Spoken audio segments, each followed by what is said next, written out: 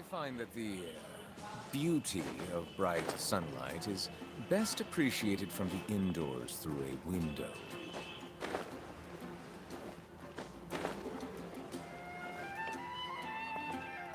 Ad Astra Ab.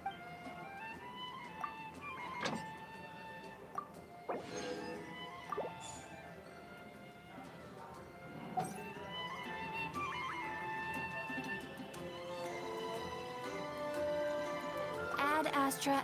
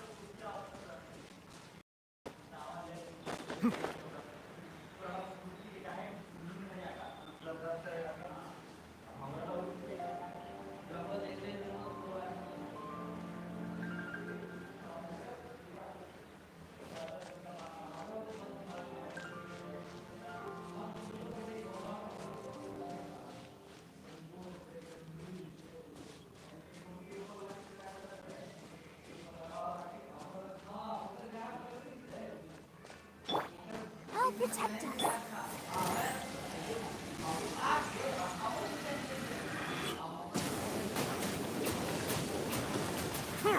Bow your head.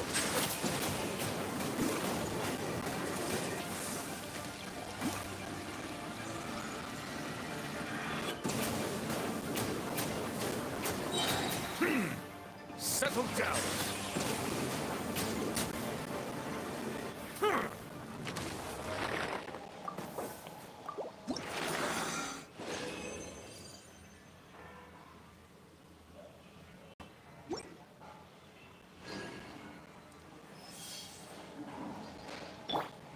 Let the show begin.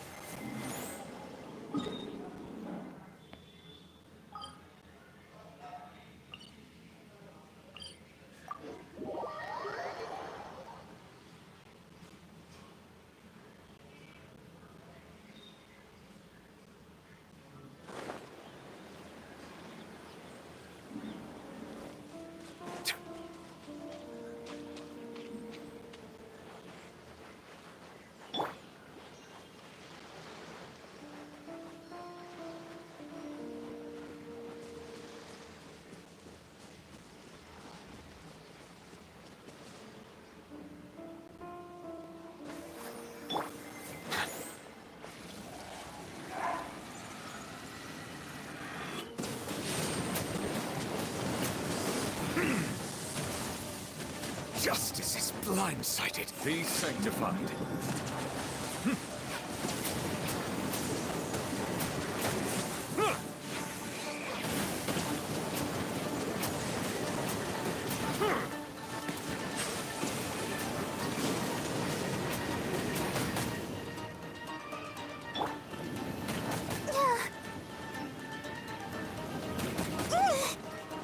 Let's dance.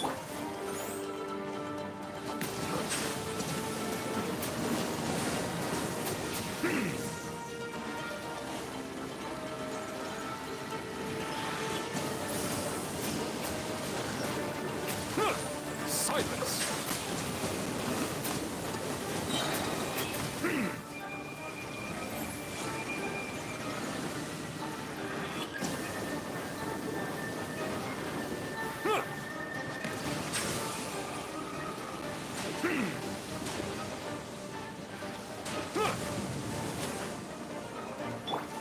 Let the show begin.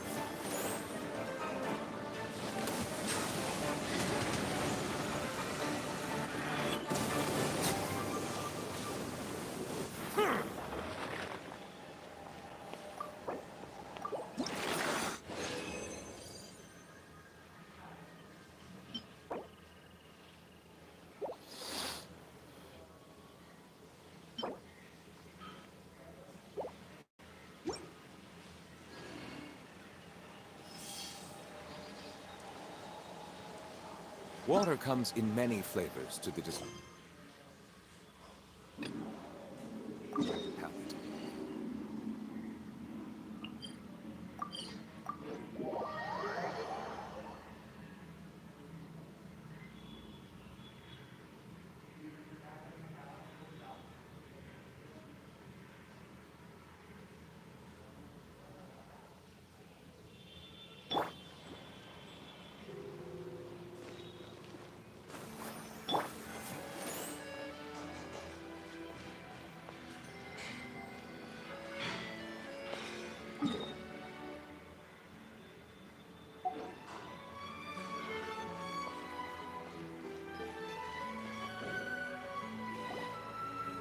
Wow! If it isn't the Traveler and Paimon! Oh, have you seen the article I wrote about you? Ha! You've got some nerve! You just... Oh, you needn't worry about that. I heard that you were in Poisson some time back, so I sent you a letter. It's all right, though. I've set aside the amount intended for you. I've even... Really? Well, you're the... You're almost a little too easy to win over, Paimon. If I were a journalist with ulterior motives, you'd be in trouble now, you know. Oh, Paimon knows you're not like that. Still, what brings you here all of a sudden? Were you... A friend of ours met you a while back, and when she mentioned it, we thought of coming to see you. Her name's Mona. Ah, so you know Miss Mona as well. She's a guest columnist for our paper. Really? So she mentioned me? What did she say? She said that you're a real daredevil of a journalist. Nice. In which case, can this daredevil journalist dare to Huh? So your article in the paper today doesn't count? Oh, of course it doesn't. That was more like live photography. But Yeah, are we even qualified enough? Why not? If I say you're worth an interview, then you're worth it. Oh, in that case, we'll just chat when you have the time then? Oh, so that's a yes? Ooh, splendid! I'll tell the editor-in-chief and... Whew, so much to get done now. Talk to you later. Wait, Charlotte, Paimon's still got a question for you. And what's that? If, just for example, Fontaine were to be flooded tomorrow, what would you do today? Huh, that's the prophecy you're talking about, isn't it? I mean, I do hear about it often, but I've never once thought that... If you're seriously asking, then I might try and think of a way to leave Fontaine. Oh, but I'm still a journalist first and foremost. That means I have a duty to be reporting from the scene. And secondly, I wouldn't forsake my homeland that easily. From what I've seen, most people don't know what they'd do should the worst come to pass. In truth, it might be better just to behave like normal rather than worry over such an end.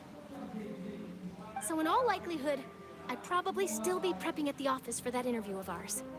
I know what you're thinking. Just think about it. If this nation really were to be suddenly destroyed tomorrow, but I still successfully finish an exclusive interview with the troop, and then do you know what I'd do? Well, I'd write that story, send it for printing, and use Messenger. I'm not a dreamer, nor am I a workaholic. But I do love my job. But anyway, that's my answer. And on that note, I'll get back to my prep. That's so nice. Anyway, let's go and take a look at the sea, shall we?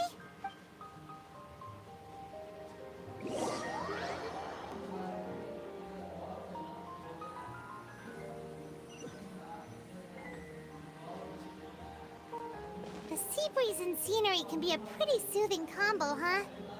Paimon's been thinking. If it wasn't Fontaine, but all of Tevat that would be destroyed tomorrow, where would we go and what would we do? No, Paimon should ask, if you could choose, what would...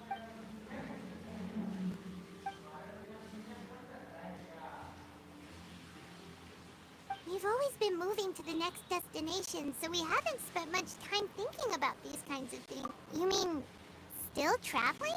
Huh.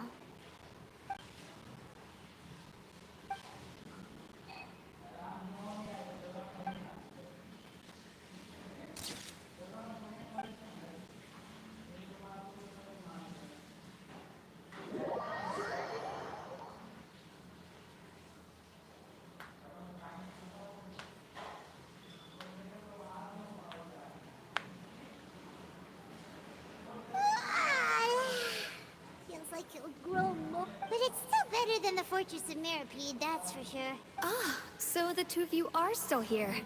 Oh, you're from the Palais Mermonia, aren't you? Yes, I'm Isadora. Monsieur Nervillet sent me to look for you two before. I heard that afterward you went to... Not at all. I'm well aware that your friend... Yes, inside the Opera House. The Maréchaussée Phantom has declared the... A riot? Well, that said, I don't personally think it was that serious.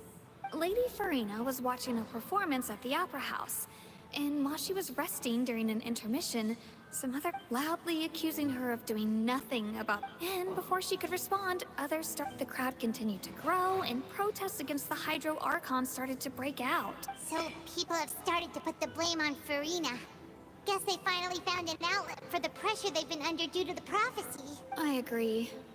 People will naturally rely on gods, as is customary. But the moment people feel threatened, gods are also the first to be blamed. So what happened after that, is Farina... Seeing that the situation was spiraling out of control and that further argument was pointless, she claimed that she'd gotten tired of this and left in a hurry. The Maréchaussée Phantom had their hands full maintaining order and did not catch where Lady Farina had gone. Only when things had stabilized did we realize that she had gone missing. So, you mean she's still missing? That's right. The Maréchaussée has dispatched many people to search for her. That said, I don't think there's much to worry about. She is a god after all. Even if she were to fall into the hands of rioters, what could ordinary people do to her? Good. Monsieur Nervillet sent me to tell you about the situation, but he didn't say anything else. Don't worry, this is more than enough to go on. Thanks for keeping us informed. Is that so? Well, all right then. And Well, sounds like we should hurry over to Poisson then. If we know Farina, she won't try to fix things in this situation. Instead, she'll look for a place to wait out the heat. And, as we also know, she may be loud and dramatic, but she doesn't have a heart of stone. When Nervillet was talking to her in the Palais Mermonia, and she heard about Poisson, she couldn't hide her sadness and remorse. It would be hard for her to ignore being accused by the public today. Paimon thinks Farina's probably taken the opportunity to slip away to Poisson and try to relieve the sense of guilt that she's feeling. Huh. Well, what do you think? Paimon knows the answer, of course. In that case, there's not a moment to lose. Poisson, here we come!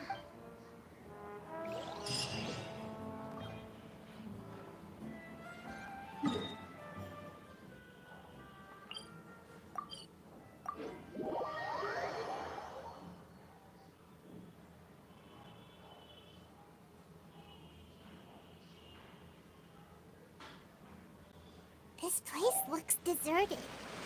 Guess all the survivors must have evacuated already.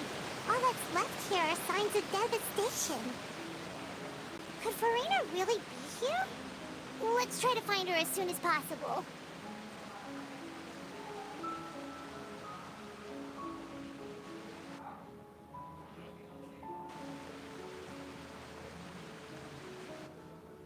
Ah, that's Farina, right over there.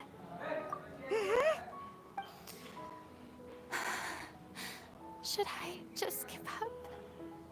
This is all meaningless. What was meant to happen did happen after all. Everyone's dead. I'm sorry. I'm so sorry. Give up, Farina. There's no point in holding out. I'm sorry. But what can I even do? Other than to repeat meaningless apologies over and over. Who's that? Don't worry, Farina. It's just us. So it is you, blonde traveler from another land. Why, I almost thought you were someone from that mob of my ignorant subjects. Come to kneel and beg for my forgiveness. Farina, you were crying just now, weren't you? The tear stains on your face are obvious. What do you mean, tear stains? Oh, I remember. The show at the Opera House earlier this morning was so moving. I'm still trying to process it. Who did that uncivilized rabble think they were? Disturbing my enjoyment of the arts. They even dare to tout their Archon. I must teach them a lesson. I can just imagine their twisted and frustrated faces once they realize that I'm nowhere to be found. Oh, and I'm sure Nouvellette and those people from the Maréchal Phantom are freaking out right next to them, too.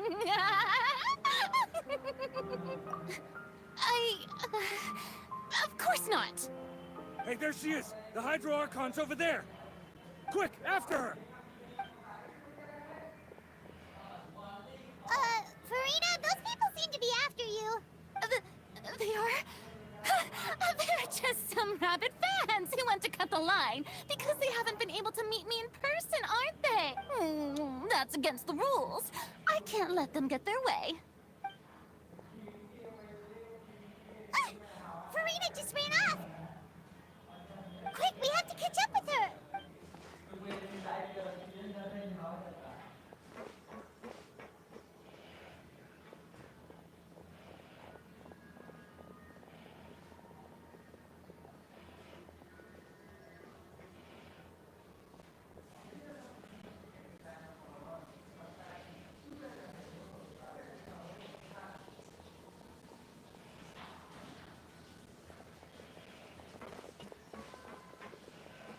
This should be the place, right? Hey, Farina! There's a good hiding spot over here. Quick, come to Paimon before the rest of them catch up to you.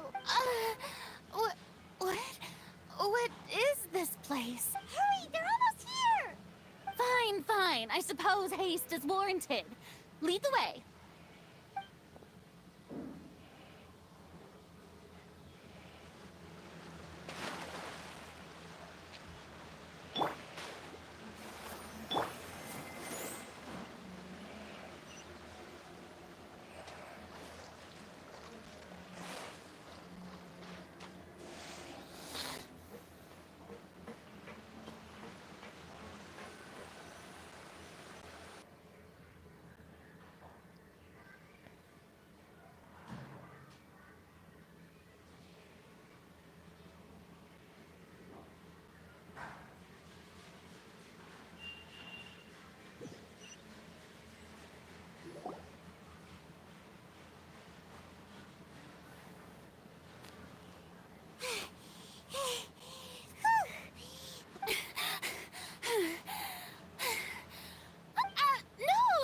I nearly gave in to the sheer enthusiasm they displayed.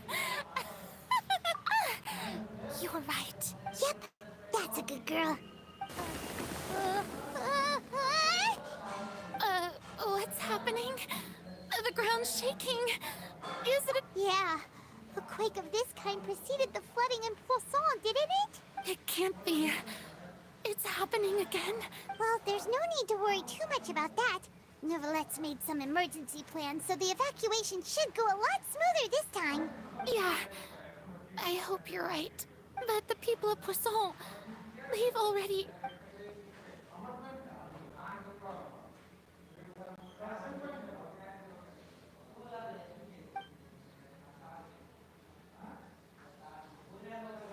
It's true. I've been investigating the prophecy for hundreds of years. I once had informants all over Tevat, searching for clues and feeding information back to me. I've tried all kinds of ways, too, to hold back the sea. Anything to keep the coastline from advancing. But all my efforts proved to be futile in the end. Really, the truth has been clear to me for a very long time. We cannot make an enemy of the divine. No matter what we do, the will of the heavenly principles will have its way, and the prophecy shall be fulfilled.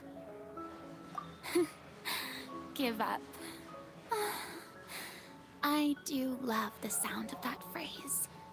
It would mean finally coming to terms with fate, but also for me to finally be free.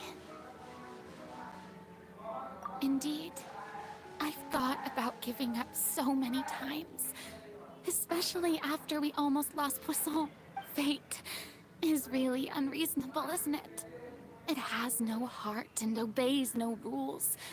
The prophecy has only just started to come true, and so many people have already lost their lives. But just now, it all became clear to me. I still don't have the right to come to terms with fate on behalf of everyone else.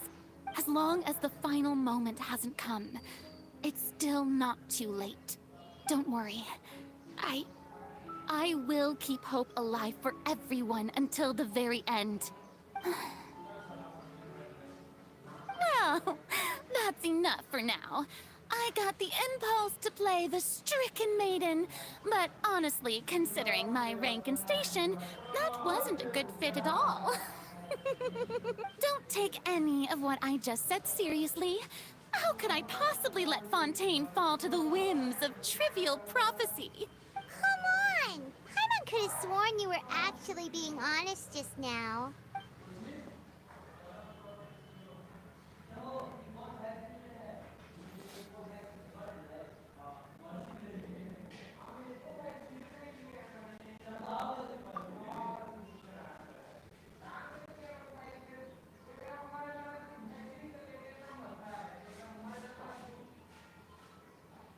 Share my burden.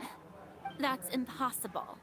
It was fated right from the start that this would be my duty alone.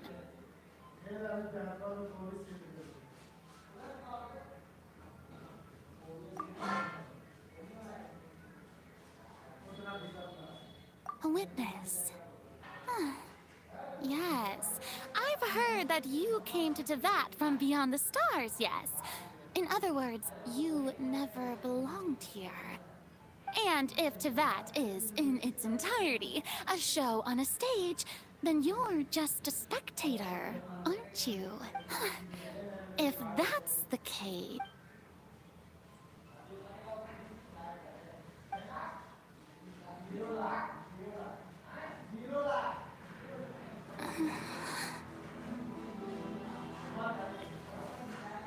I...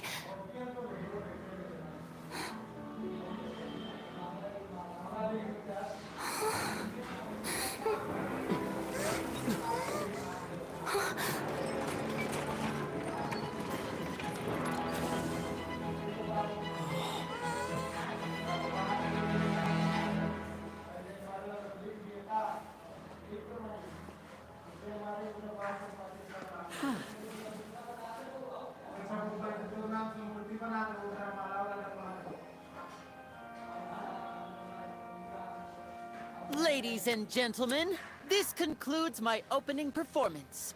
Now, without further ado, we may proceed to the trial of our god. So, this is what it is. Yes, you deserve praise for the effort you took to raise the dramatic stakes. Do not forget, however, that I am Focalor, the god of justice, the embodiment of justice itself. Does it not strike you as even the least bit absurd to bring the very concept of justice to trial? Hello.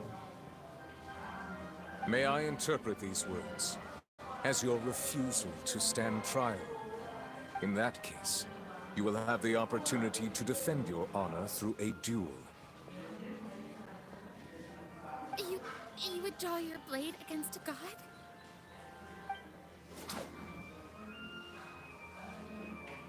I see. It seems like you have made up your mind. नहीं, generally हम ये नहीं करते.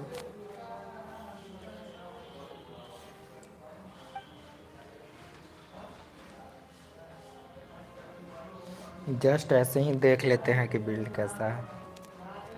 Paimon can't believe it. वो भी कभी-कभी. She just surrendered. What the heck is going on? Did I just see an Archon surrender to a human? Wow, how utterly humiliating. Lady Farina, what is the meaning of this? It would seem that there has been a misunderstanding. To be clear, the raising of both hands is not always an indication of surrender. Looking for excuses again, huh? I raised my hands just now to indicate my acceptance of the trial. No duel shall be necessary. I will admit that I've been running away for a long time. I'm sorry, everyone. I was unable to protect the people of Poisson. It is my duty to stand trial for my crimes. You are not the only ones to be disappointed in me.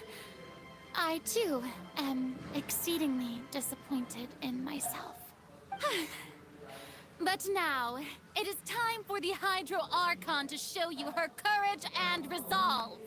I, Farina, will use this trial to show the world the true meaning of justice! This time, I will protect you. Applaud and rejoice. One of the most outrageous and fantastical arcs known to the opera epiclese is now unfolding before your eyes. Mark my words.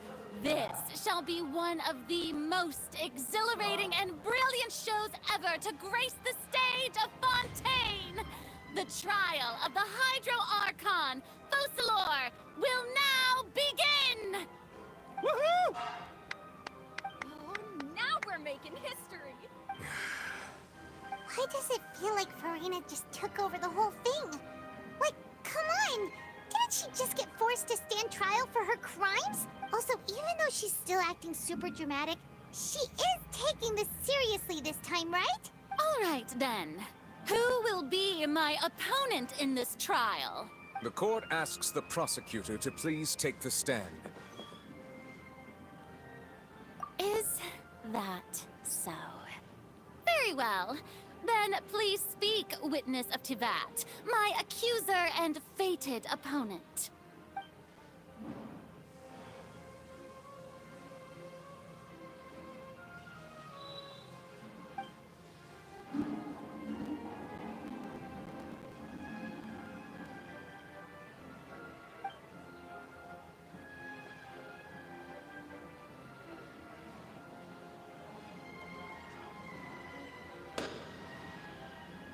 Also, please allow me to ask, as a final question before the trial begins. Just how much work did you do to force me onto this stage? Well, we did do a lot of prep after the meeting that day. I can go over the tasks assigned to the Spina di Rosula, since they were rather straightforward and easy. Navia, the president of the Spina di Rosula. Most of the people who participated in the disturbance this morning were my subordinates. They changed into plain clothes and came to the Opera House as regular audience members, waiting for the perfect opportunity to incite insurrection against you. The people's resentment against their Archon has been building as more and more of the prophecy is fulfilled.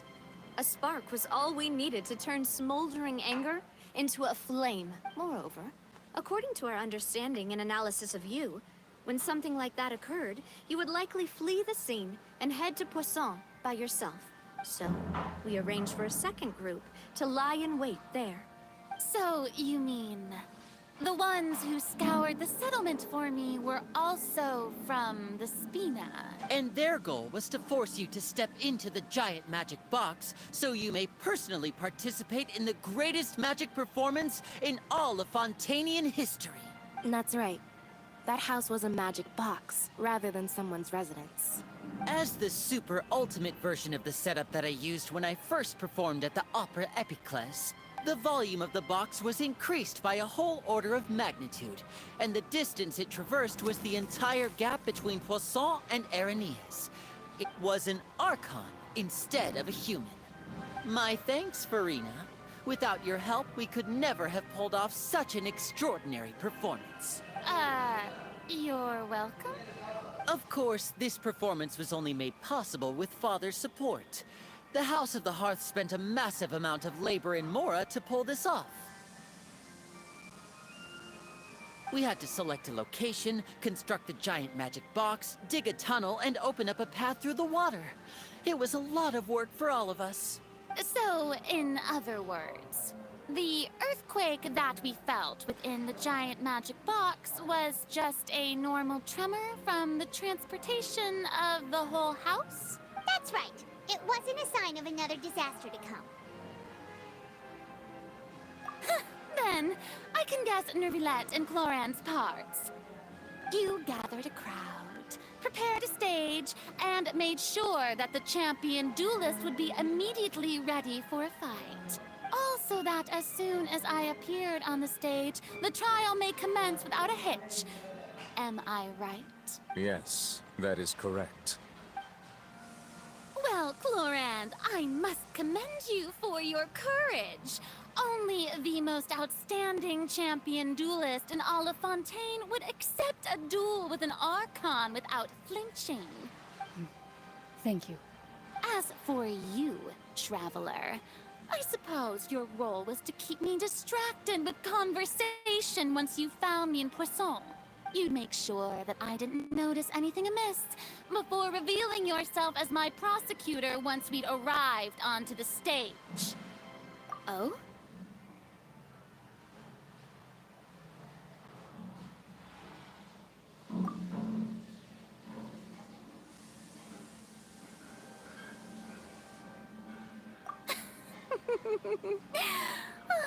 Is that so?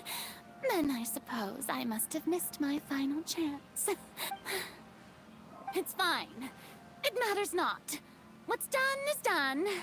The stage is already set, so there's no reason to disappoint the audience.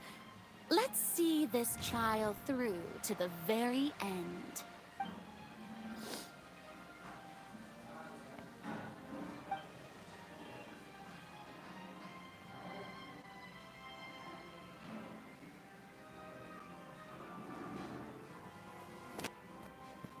Sir Prosecutor, please allow me to pass this along.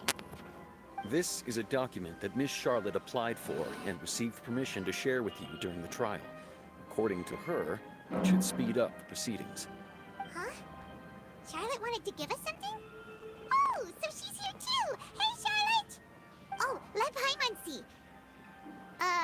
Isn't this the exclusive interview? Wait, then that means this document is a perfect timeline of every... So in other words, we can refer to this anthology of evidence every time we want to use something from our journey as evidence for an argument. Let's quickly confirm the information in it. Just think of it as a refresher, all right? You defeated the Hydro Archon in the very first duels you took part in at the Opera House. That's one for the history books, all right. I didn't think that you'd wind up getting to the bottom of the case I'd been following all this time. I guess you could also see this as a happy coincidence. This is the first time Monsieur Nervilette had a difference of opinion with the oratories. Even the Hydro Archon can't figure it out. A Fatui Harbinger. She's an extraordinary person. Her instinct must mean something. The fortress of Meripede was almost destroyed in a single day. That I didn't witness that scene personally will always be a source of professional regret, I think. According to Monsieur Nervilette, both Child and that whale should have been in the primordial sea at that time. I nearly lost my awesome friend Navia. To be honest, that still gives me shivers. The words of someone as extraordinary as a witch can probably only be truly understood when something surreal happens to you.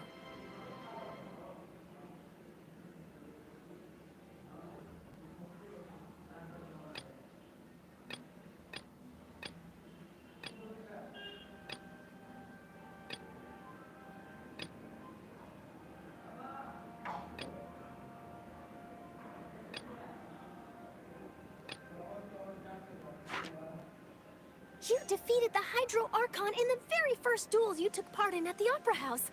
That's one for the history books, all right.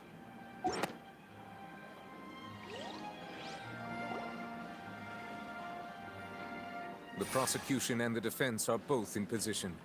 The trial shall now begin. Oh, come on, Nervilette. There's no need to repeat all the unimportant legalese. Just fast forward to the part where the prosecution lays out my offenses.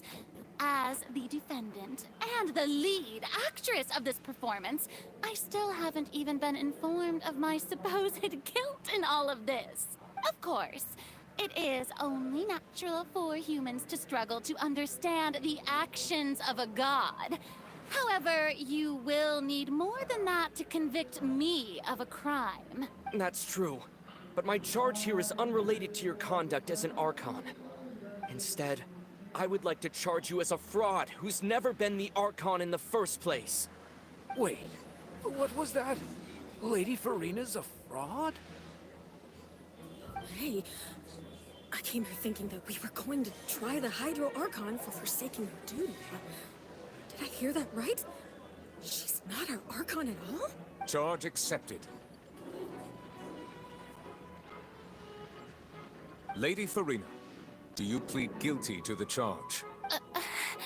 Lady Farina. I plead not guilty. How can I be guilty?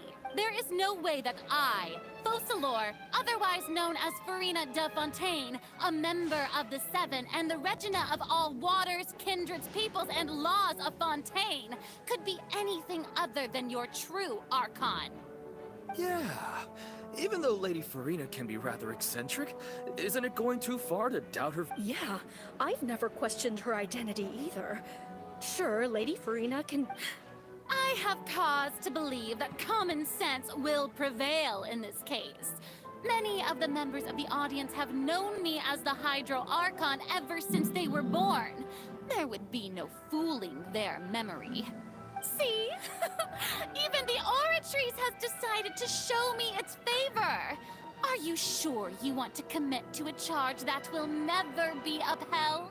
If you wish to drop the case, I can promise you as the God of Justice that you will not have to face trial for making a false accusation. We will treat everything that's happened as a dramatic spectacle and move on with our lives. What do you say to that?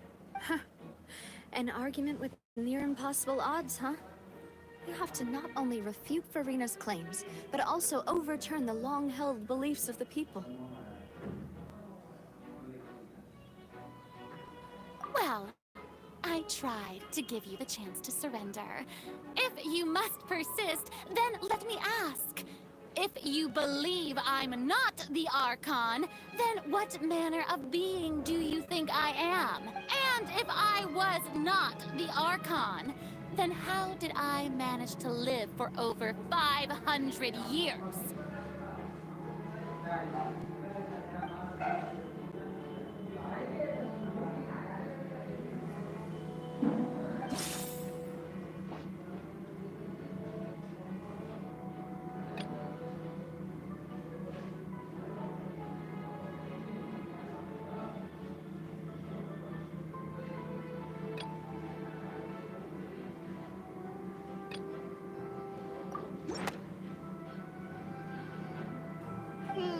That doesn't sound right. Paimon doesn't think this clue can be used as compelling evidence.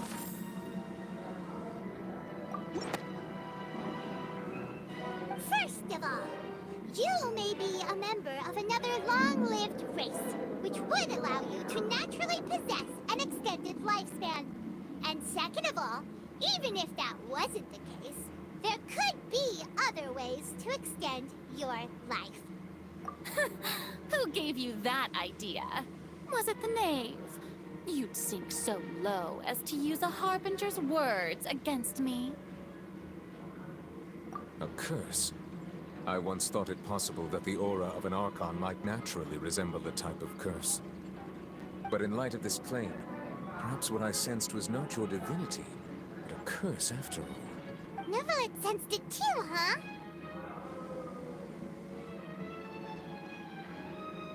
Lady Farina is actually a human? Well, it is true that it's extremely difficult to tell humans and gods apart just by looking at them. It's not impossible.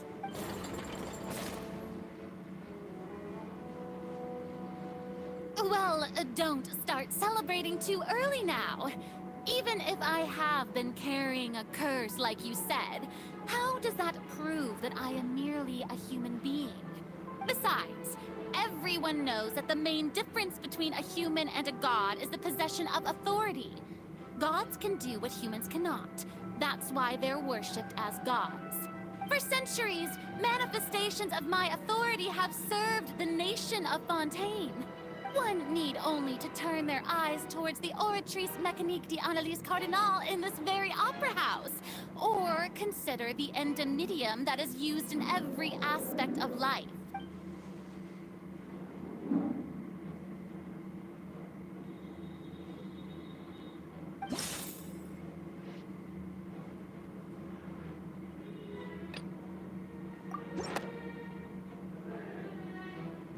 You tried to reference the Oratrice. But weren't you as confused as all the rest of us when the Oratrice declared Child to be guilty without any proof?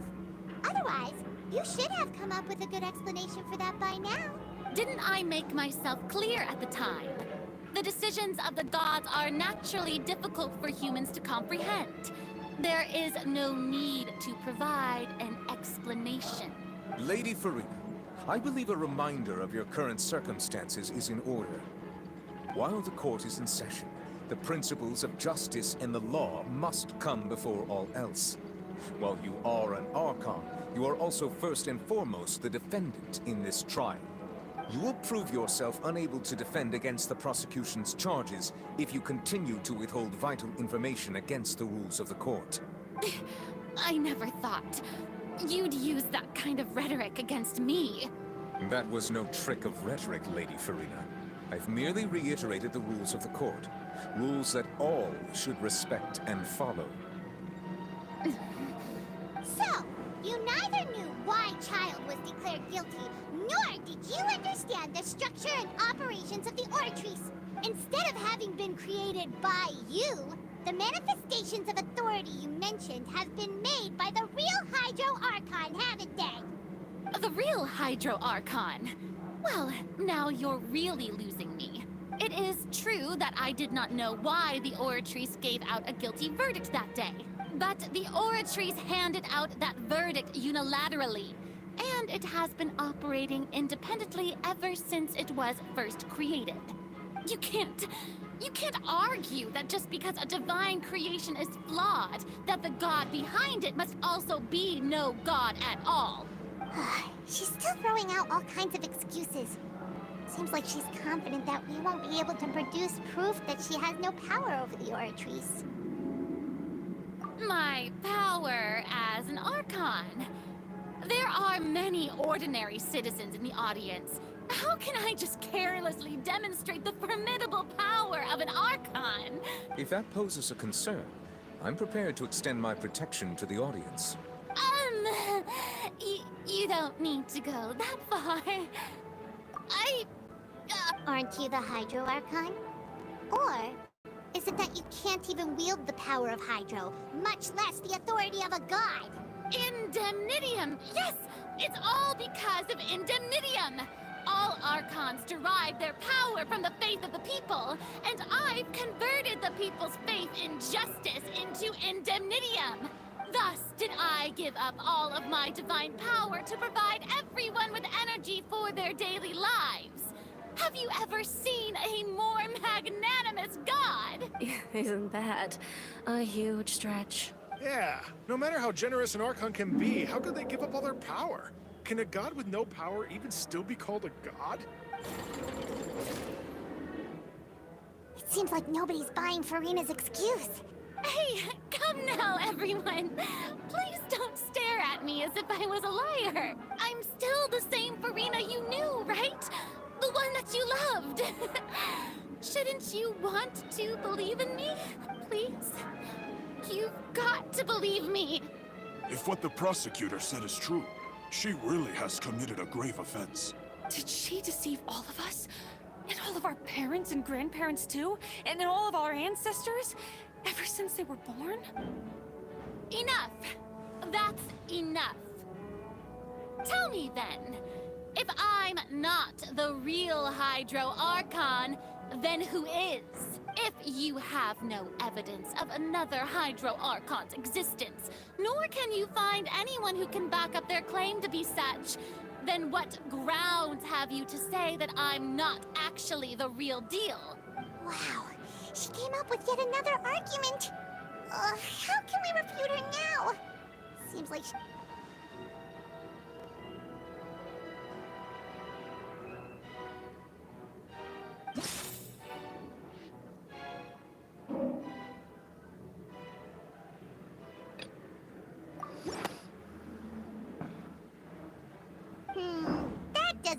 right?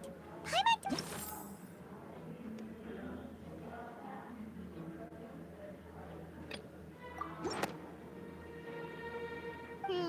That doesn't sound...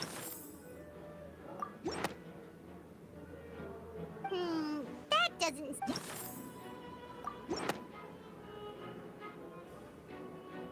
It has been established that all Fontanians can dissolve in water from the primordial sea. And that means... Since you insist on claiming to be a god and not a human, then there's a method that you can use right here and now to eliminate all suspicions of you being the latter. Miss Navia, please apply to serve as a temporary attorney for the prosecution before addressing the court. Though you act in partnership with the prosecutor, you must still adhere to proper procedure. Super sorry, Monsieur Chief Justice. I swear this really will be the last time that I'll speak out of turn. Now, I've brought some seawater from Poisson. As everyone knows, a massive flood struck the area not long ago, taking many lives, including those of some of my closest friends. So, Miss Farina, would you dare to touch some of the seawater? If we are to believe that you are indeed the real Hydro Archon, touching the seawater would have no effect on you. All it should do is strengthen your case. But if you don't dare to touch it, then we would have basically proved the reverse. Oh, and I must remind you that after the disaster at Poisson, nobody wants to see any more people dissolve. I do hope you'll act prudently and choose the simpler path of admitting guilt. Navia from the Spina di Rasula. The Spina has governed Poisson for many years. I guess her suggestion is valid. If Lady Farina is indeed just a human, she's probably Fontanian like all the rest of us. Would she really dare to try?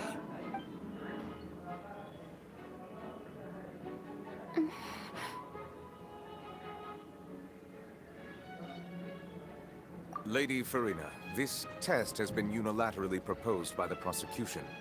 As it falls outside the realm of standard court proceedings, you possess the right to decline participation. Well, of course he had to tell her that.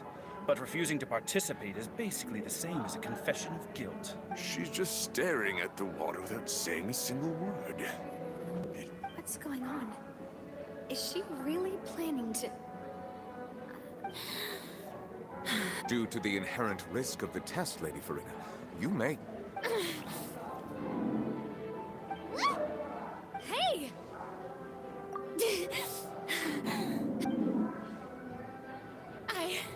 I'm fine! Look at me, everyone! My hand is still here! I haven't been dissolved! Will you believe me now? I really am your Archon! I'm nothing like a normal human who would fall apart as soon as they touch this water! Really? What? Miss Siegewin? If you're present, Miss Siegewin, please come forward and attend to the defendant. Siegewin? Don't be nervous. It'll just take a few seconds. Let me see. That should be enough. Please announce the results of your evaluation to the court, Miss Siegewin. As everyone doubtlessly saw, Miss Farina was displaying symptoms of hyperventilation and flushed skin. These indicate that she was experiencing the adverse effects of exposure to primordial seawater.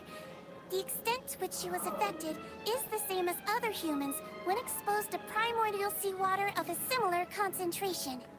Thank you, Miss Siegewin. Lady Farina, you may return to the defendant's stand. Oh, wait. What did she just say? I didn't get dissolved! Shouldn't that be enough to prove my innocence? Well, considering your tendency to run from your problems, we did originally prepare a direct sample of the seawater around Poisson. However, after extensive discussion, we exchanged it for a sample that is not concentrated enough to dissolve an actual human. After all, on the off chance that something entirely unexpected might occur, we don't want anyone else to lose their life to the sea. Yeah, so out of regard for Farina's life, you secured a low-concentration sample and asked the head nurse to serve as an expert witness. It's a great thing that the direct sample wasn't actually used. Farina could have... I can't believe... You...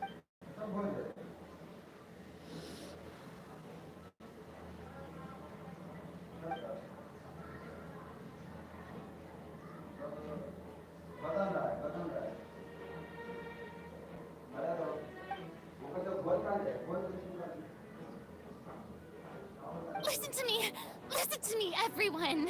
Please don't give me such cold and disdainful looks. What happened just now didn't prove a single thing. Think about it. How can you conclusively prove that an Archon can't also be affected by the primordial seawater? Also, if I was really just a human, why would I dare to just put my hand in that kind of water?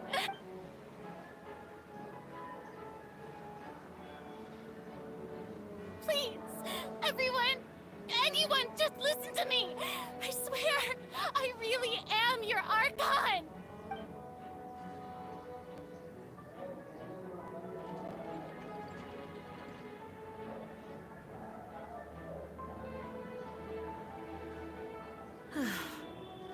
I don't think anything she says at this point will sway anyone. The odds are just too stacked against her now. With all the things that have been said, Paimon doesn't think there's any way left for Farina to win. I believe the time for arguments and presentation of evidence has come to an end. If there are no objections, we will move on to the final judgment.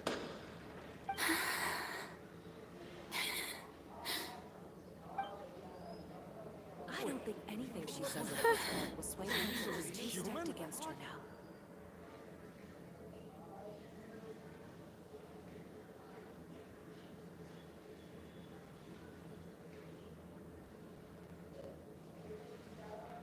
In my capacity as Chief Justice, I shall now render judgment on Farina's misrepresentation of herself as the Archon of Fontaine. As a human who knowingly deceived her fellow citizens, Farina is guilty.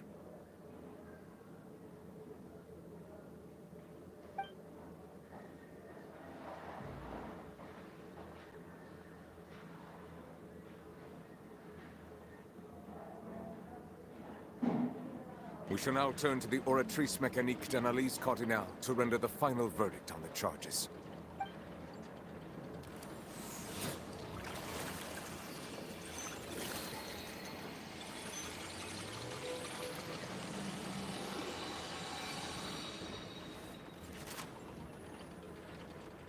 According to the judgment of the Oratrice Mécanique d'Analyse Cardinale, Farina is...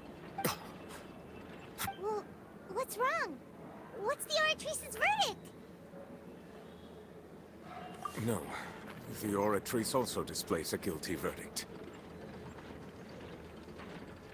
Isn't that correct then? However, the exact wording of the verdict is thus. The Hydro Archon, guilty to be punished via the death sentence. The death sentence? That's actually one of the available sentences? I always thought that it was just a myth. The one and only time the death sentence has been handed out at the court, and it's been given to the very person we've worshipped as the god of justice? What an unexpected twist. Farina's been sentenced to death by the Oratrice? We just wanted to use the trial to show her the seriousness of things so she'd tell us the truth. How did things escalate this quickly? This outcome is indeed quite strange. According to Fontaine's current definitions of justice, as well as its recommendations for criminal sentences, is this sentence really appropriate for the crimes that have been committed? Yeah, even Fauché wasn't sentenced to death by the Oratrice. You know, the real evil mastermind behind the serial disappearances case.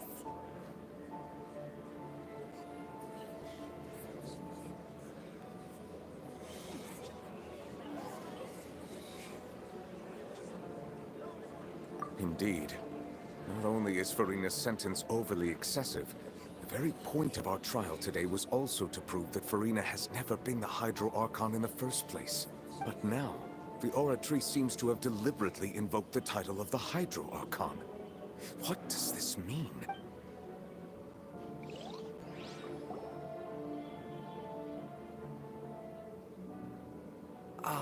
Excuse me, if I may interrupt. Is the trial still going? Fremine! You finally made it. I assume this means you've completed your mission? Mm-hmm. Any mission Father assigns to me will always be top priority. Is that the first prophecy So the knave privately arranged for Fremine to try and find the missing slate! I looked everywhere and finally found it at the bottom of the sea. It took me a long time to get around some dangerous stretches of water. But has the trial already concluded? Then doesn't that mean I've come too late? Oh no. Father will be disappointed in me.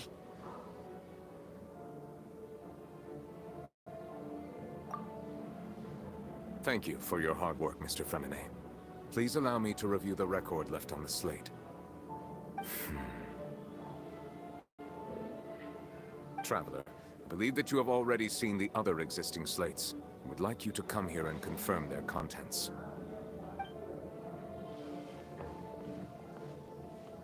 Huh? So what do you see? What is it?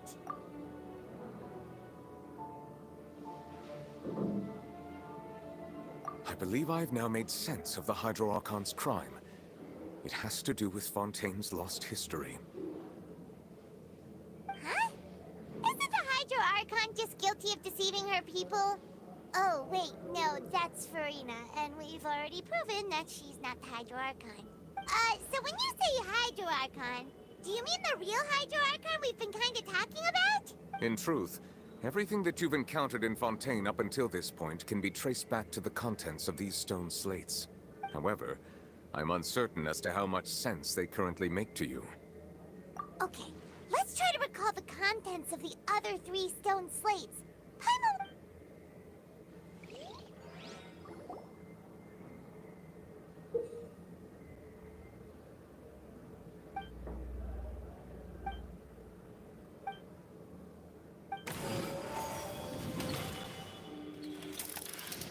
The first stone slate describes what you just said. It seems to show the previous Hydro Archon using her divine power, and then the Oceanids turn into humans. Does that mean that Fontainians are transformed Oceanids? Oh, Paimon wasn't expecting that. But if Oceanids can turn into humans, then perhaps this process can be reversed as well. The second stone slate shows Celestia floating in the sky, and the Hydro Archon and her people worshipping it together. But the heavens still brought judgment down upon them. This must be the point when the Hydro Archon and the Fontainians were branded with their original sin. Does this mean that the original sin and the Hydro Archon sin are the same thing? The third slate shows the Hydro Archon sinking into the sea surrounded by many people. That reminds Paimon, didn't we also watch that happen to someone else? Well, the fourth slate is the prophecy the Fontainians have been talking about. People dissolving into the sea, the Hydro Archon crying on her throne, and so on. We didn't believe that such a crazy disaster could happen at first, did we? But after that incident, it was just a question of when and not if.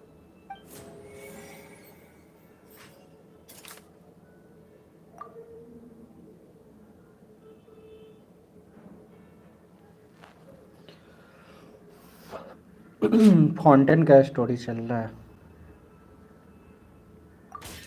We know from the case of the serial disappearances of young women that Fontainians can be dissolved in primordial seawater. And the first stone slate tells us that long ago, the Hydro Archon used her power to turn Oceanids into humans.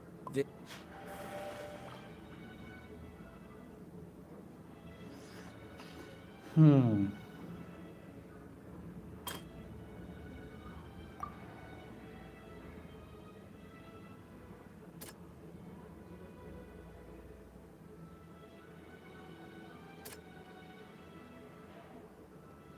doesn't sound quite right.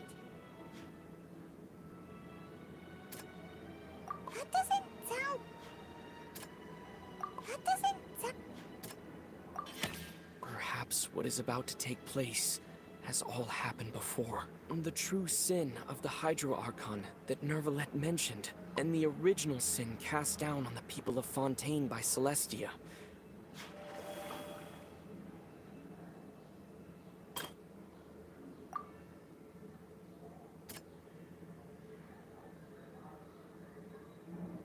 That doesn't sound...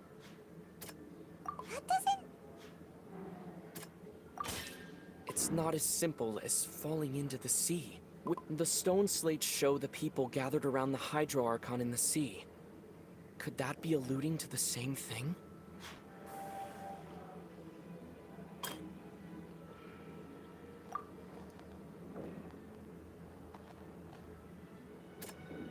That doesn't sound quite right. That doesn't sound... The prophecy from the stone slates found its way into society. But not many people believed it at first. If we hadn't dealt with it in time, things could have gone very badly. They'll dissolve into the primordial sea but won't cease to exist. Their essence will flow in the seawater. Convert... The Hydro Archon was sentenced to death in court, shocking everyone present. Perhaps this means that hers... Navia fell into the water inside those ruins, and she nearly dissolved. She was surrounded by the people of Poisson in a court within her consciousness, and was forced to take part in a trial meant to make her stay. The eruption of the primordial sea at the fortress of Meripede was the surest sign that the prophecy was about to come to pass no matter what. The stone slate's contents can all be verified by recent events. If we combine what we know together, loads of truths should come to light.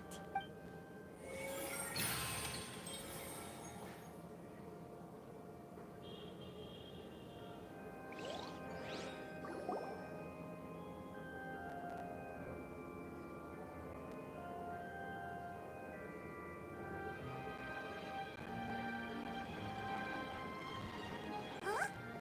Oh, Paimon gets it now! So that's how you can make sense of it. But then it feels like we're good. Let's hear them. Incredible. Linny, did you hear that? We're not real humans. All Fontanians were originally created by the late previous Hydro Archon, with Oceanids as their basis. The evidence for that can be found in how only Fontanians could dissolve in primordial seawater, and how all the girls Vacher dissolved were also turned into Oceanids. Oh, and according to Navia, when she was about to get dissolved, she also saw everyone gathered around for a trial, all of them in the shape of Oceanids. Indeed. Yeah, and it follows from the content of the first slate that she probably anchored Celestia by creating humans without prior permission. That could also explain why the Oratrice judged the Hydro Archon to be guilty. It's to account for that ancient sin. The Hydro Archon's true sin was creating us? And yet, after many hundreds of years, the Hydro Archon's creations have turned around to try to judge the Archon within the Opera Epiclese. The twists of history are often the most unexpected of all. Yeah, isn't the image here just like when Navia fell into the sea? So wouldn't it be trying to show the image of the Hydro Archon also falling into the sea once the prophecy has been fulfilled in the fourth slate?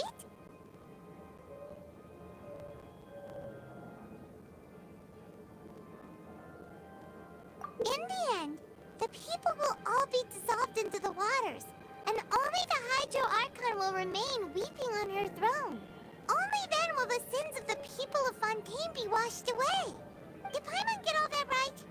You've made some keen deductions.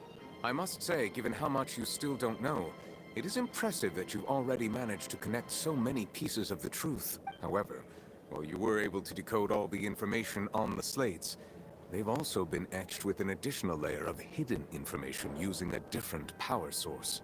When we were at the ruins, I tried to decipher the hidden information recorded in the slates. But since we only had 3 slates at the time, I was unable to come to a full conclusion. Now that the slate collection is complete, I shall make another attempt to decipher the narrative recorded within. If everything goes well, we should finally be informed of the unadulterated truth.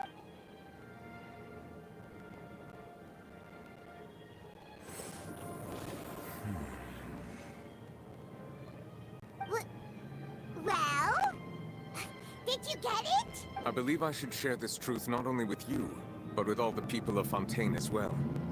I will try to briefly summarize it for you. Your hypotheses regarding the origin of Fontanians and the sin of the Hydro Archon were both correct. In the Fontaine of old, the previous Hydro Archon sensed the yearning of her Oceanid familiars for life on land.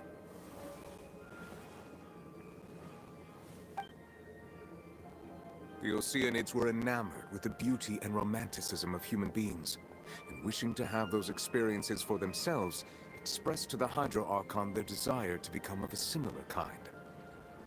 However, even though water as an element is intricately linked with the power of life, the Hydro Archon, as one of the seven, did not possess the authority to create a new form of human life. Not one to give in, she eventually found a way to create permanent humanoid bodies for her familiars by appropriating the power of this planet's primordial sea. She poured primordial seawater into the Oceanid's blood vessels, creating humanoid mimics in the process.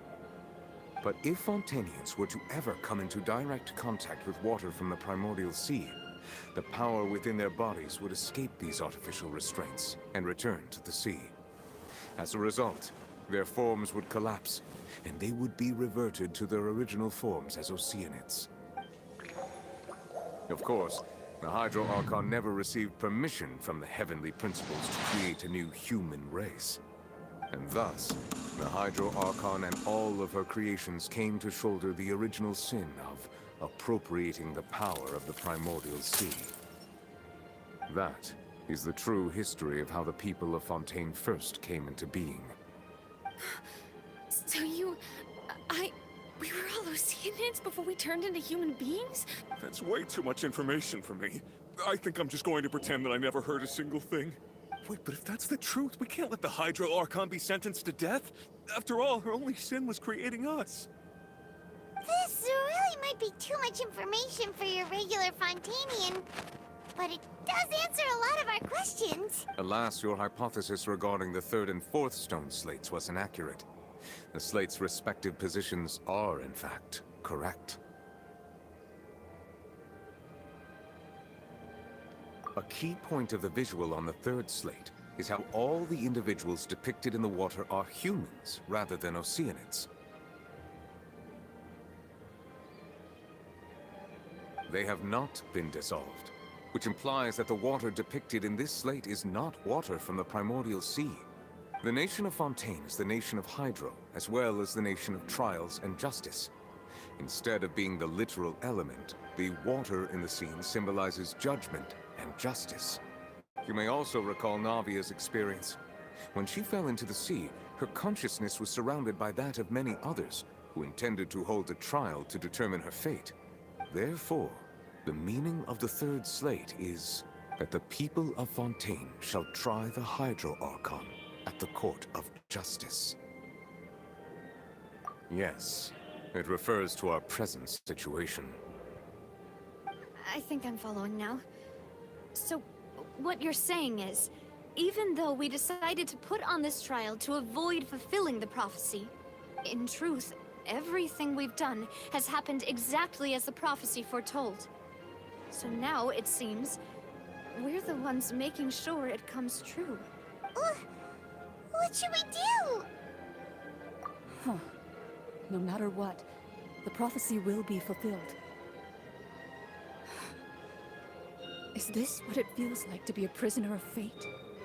If that's the case, does that mean the scene in the fourth slate will also be fulfilled soon? Traveler, I would like to point out another small fallacy in your deductions. About the fourth slate, you probably thought that the eruption of primordial seawater beneath the fortress of Meripede served as the surest sign that the prophecy was about to come to pass, yes? However, I believe that rather than being a sure sign, that eruption could in fact only be a small warning of something far worse to come. As for the root cause of the catastrophe, I believe you've already encountered it once before.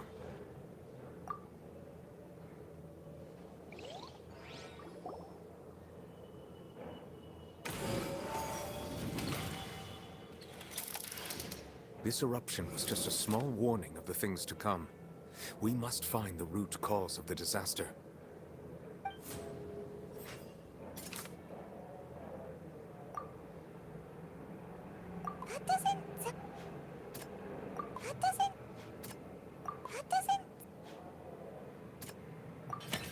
It was both dream and reality. If we're talking about a true culprit, that could only be that thing inside the primordial sea, right? The truth, the original sin, the trial, and the root cause of the disaster.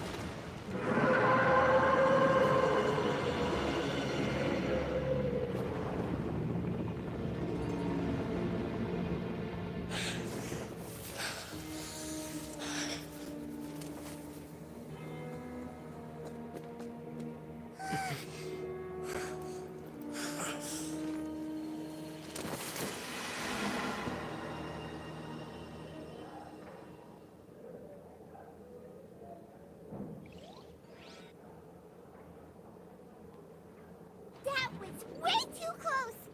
How did that thing just burst into the Opera House? Wait, was that the huge whale you saw in your dream?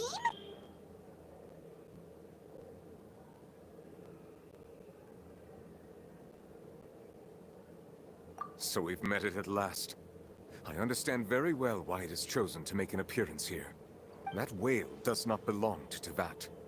It is a monster that has traversed the stars, weeping all the while.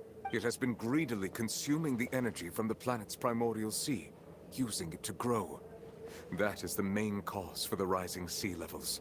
And once it has finished consuming all of the energy contained within the sea, its next step will be... You said that when the Hydro Archon first created Fontanians out of Oceanids, she filled their blood vessels with primordial seawater.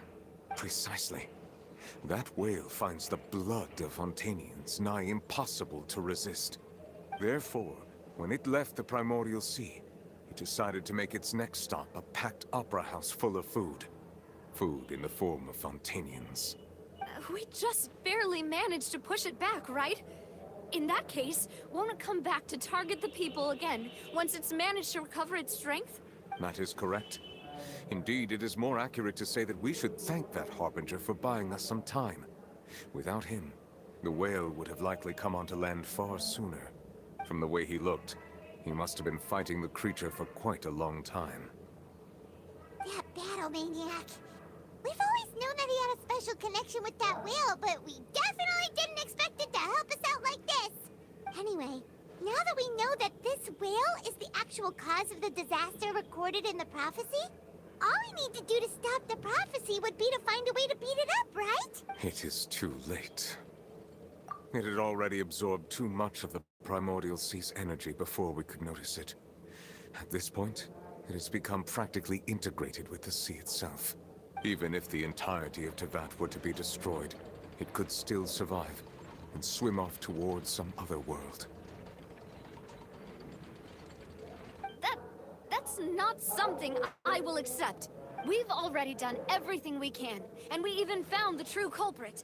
We've come so far. You can't just tell me that the last hurdle is some impossible foe. That's just not fair. Indeed. That's not how a grand performance should end. I'll fight it to the end, no matter what. So the prophecy will be fulfilled no matter what, huh?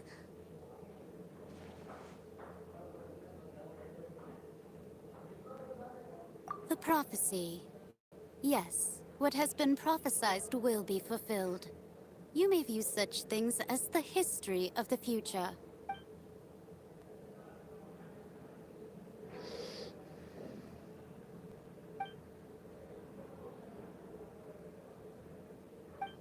Just as prophecies are usually only the future as seen from the perspectives of the gods, could things be happening in hidden corners where the gods' gaze does not fall? Ultimately, fate shall serve as your only guide, no matter what will happen in Tevat's future. All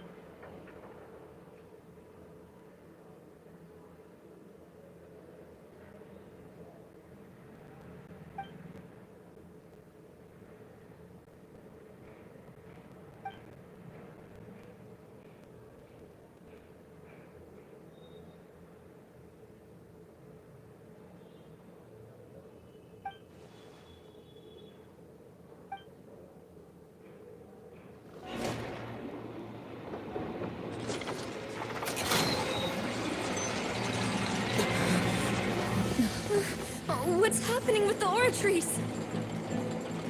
I believe it is preparing to carry out the death sentence.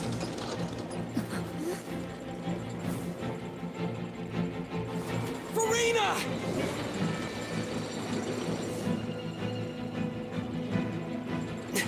No, I still need answers.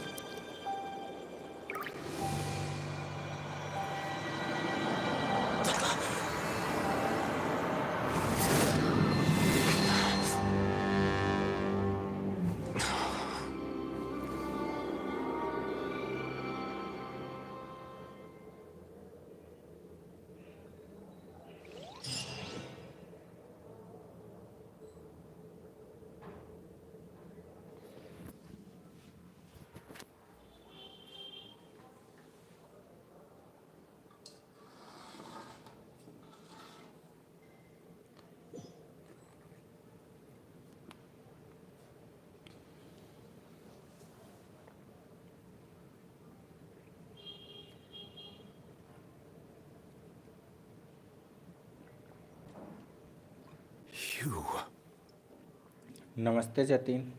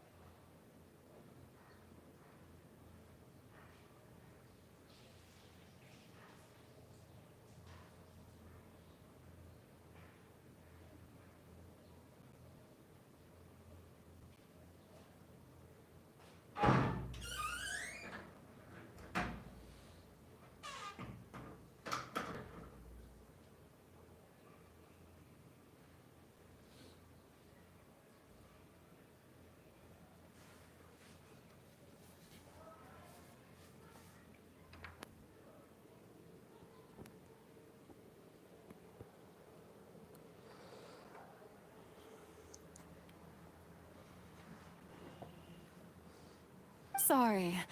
That shocked expression on your face is just too amusing. I couldn't help myself. You are not Farina. Who are you? Ah, the sweet sound of bewilderment. Marvelous. A sure sign that my attempt to deceive everyone was a resounding success. But to answer your question, I am Focalor. You know, the god. Focalor? Why did you deceive us? Oh, that wasn't my goal, of course. Goodness, no. But I had to fool everyone else too, if I was to stand any chance of deceiving the heavenly principles. Deceiving the heavenly principles? It's all because of that pernicious prophecy. Dreadful, wasn't it? Everyone doomed to dissolve. Fontaine condemned to be flooded.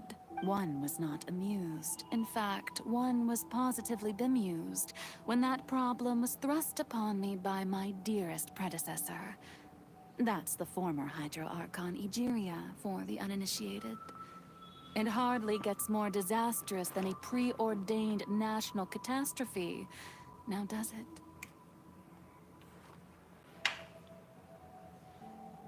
She knew full well that the prophecy would surely come to pass.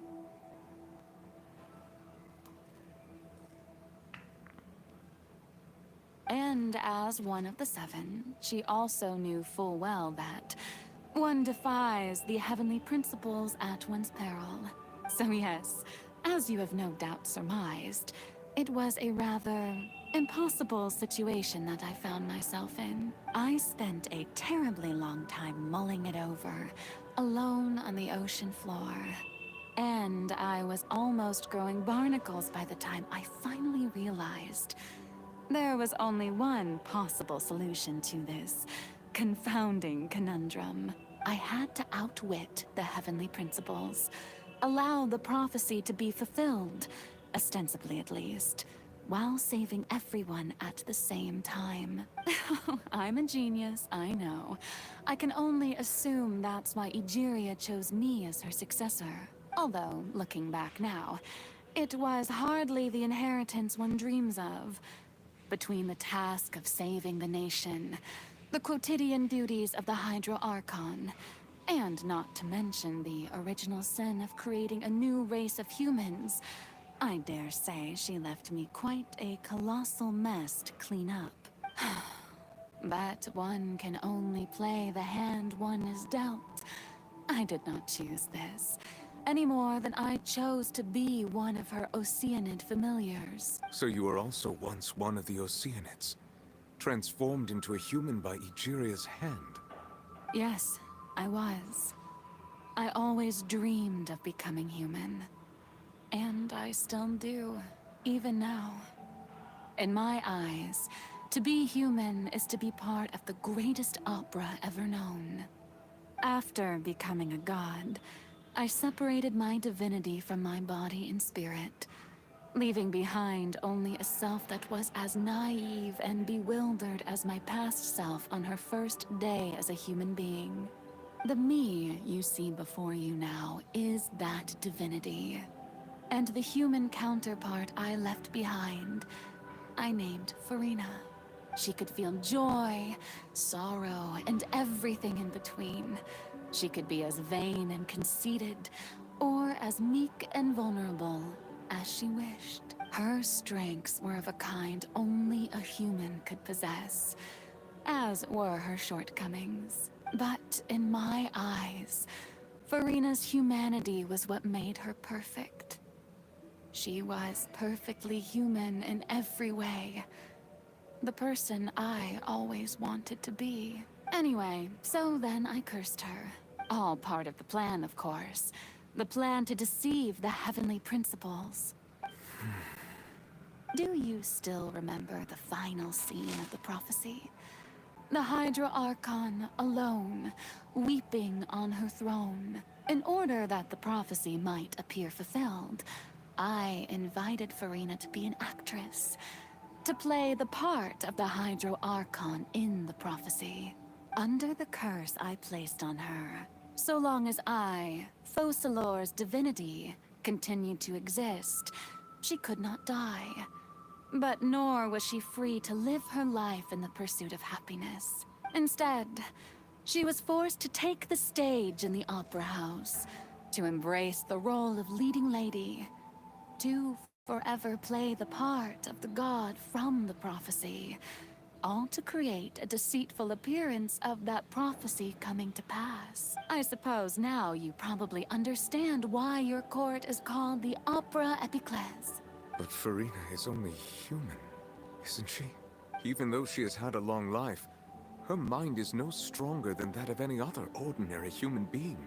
I cannot begin to fathom what she has had to endure. It must have been torture for her. It has indeed. And although she is, in a sense, me in human form, I most definitely owe her an apology for it. It's been 500 years, and all along, she's been playing her part in the most unimaginably long, unbearably lonely, and agonizingly painful opera of all time.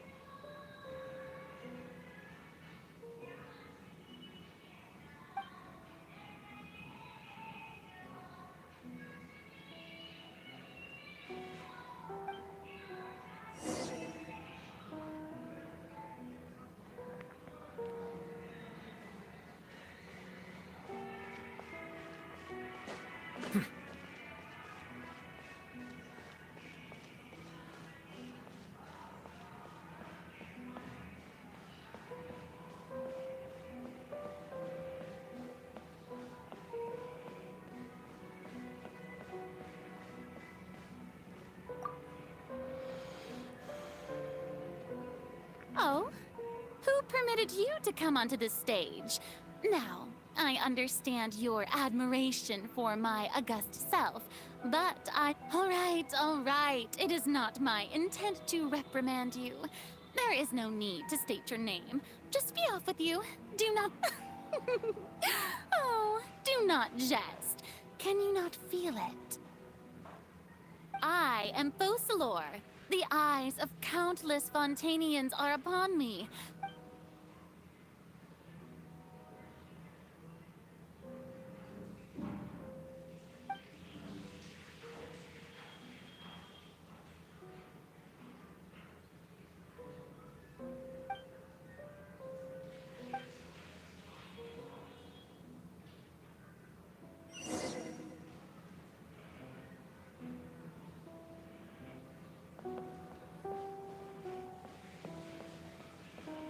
Dear audience, the performance is experiencing a technical difficulty, but worry not. The guards shall resolve it soon enough.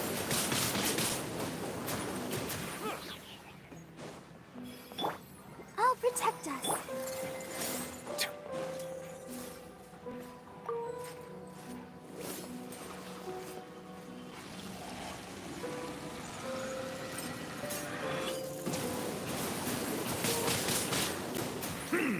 Settle down.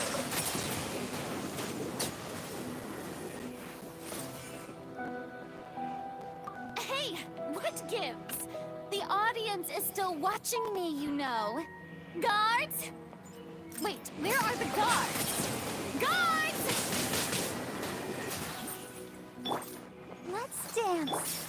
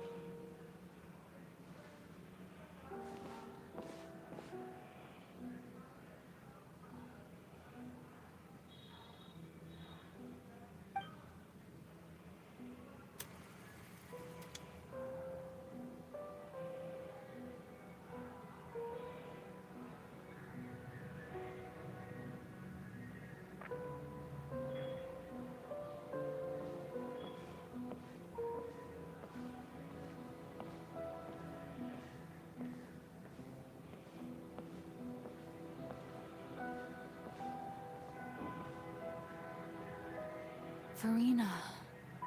Huh? Who's that? Who's calling me? Where are you? Be not nervous. Be not afraid. I am before you. Wait a moment. You're... Mirror me? How... Mirror you, huh? You know what? That's... Mirror me. What do you wish to say? The prophecy. Have you heard of it? What prophecy? Wait. I know. The people will all be dissolved into the waters. And only the hydro... Oh.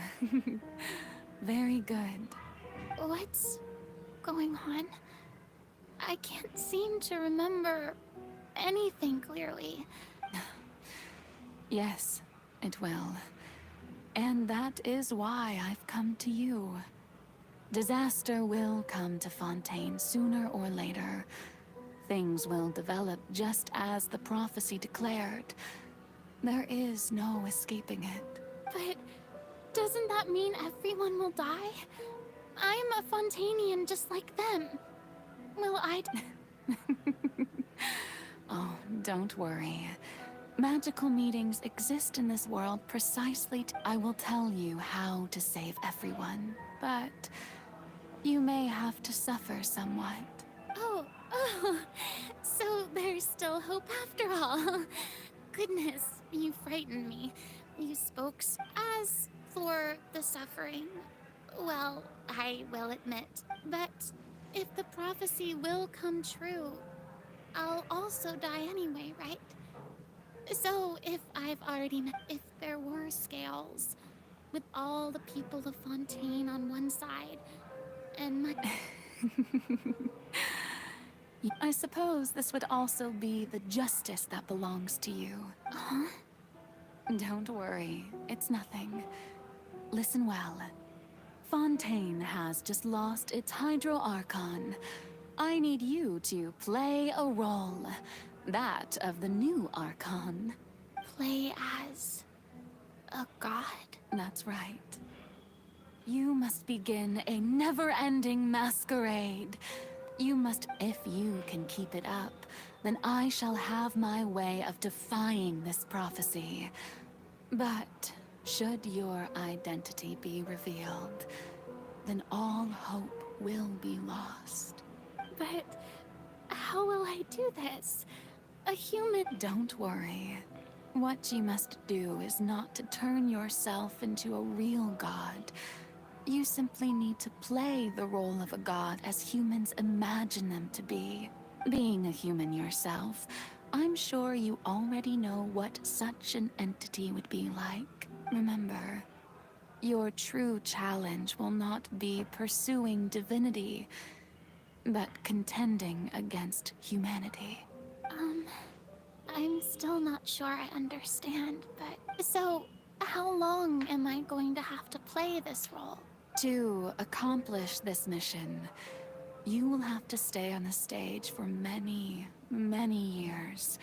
But I promise you, all will eventually end in a magnificent and dramatic trial, and everyone will be saved. A trial, huh?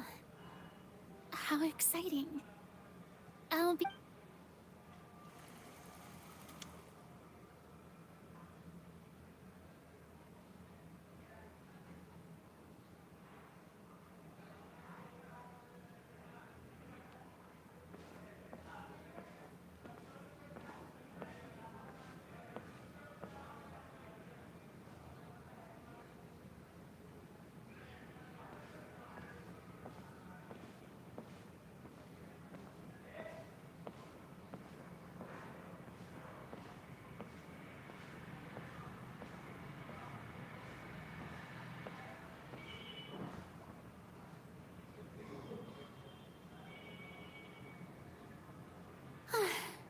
The Maison Cardinalise has announced my accession. But this is my... What should I say? To most appear like a god. To be... Ladies and gentlemen, good evening. I'm sure you've all heard about how I have taken on the role of Hydro Archon. In truth, I know little about becoming a nation's new god. As the god Focalor, the god of justice, I shall do all within my power to lead you into... Once again, thank you all for coming. If you should have any questions or suggestions, this should do it. I thought I might stammer, but thankfully, I was able to convey... That's the new Hydro Archon. Is this some kind of joke by the Maison? I would have thought that a being that surpasses humanity would be a bit... Hey, did you hear that? She even told us to send her suggestions there at the end. Shouldn't gods be all-powerful? She's being so modest. What's the difference? If you ask me, perhaps the succession didn't actually happen. She might just be a Maison-back puppet. Wait, what's going on? Why is everyone suspecting me? Right. Mirmi said that I just need to play the role of a god as humans imagine them to be. Calm down, Farina. Think. What do the people want? How assertive, with a strong sense of presence. One who can dispel all doubt. That is the character I'm fated to play.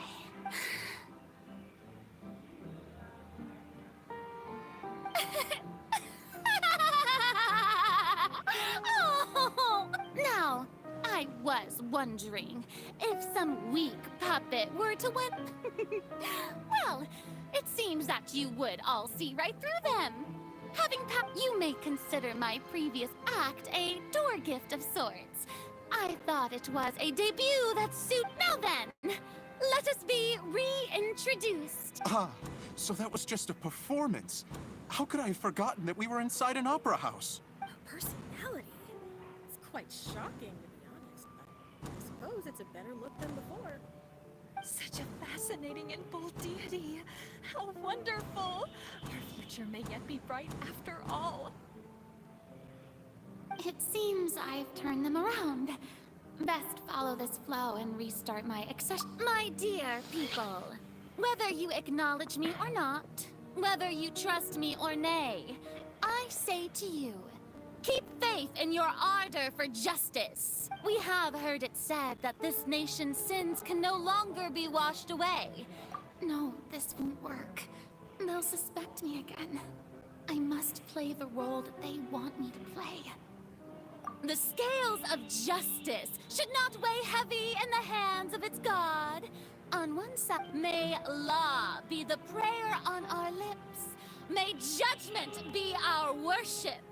There is no trouble in this world that justice cannot solve. All that is needed is for you, my people, to believe in it, heart and soul. So long as I, the Archon Focalor, stand within the Opera Epiclese, so long as I stand before the Oratrice, I shall even judge the gods of this world!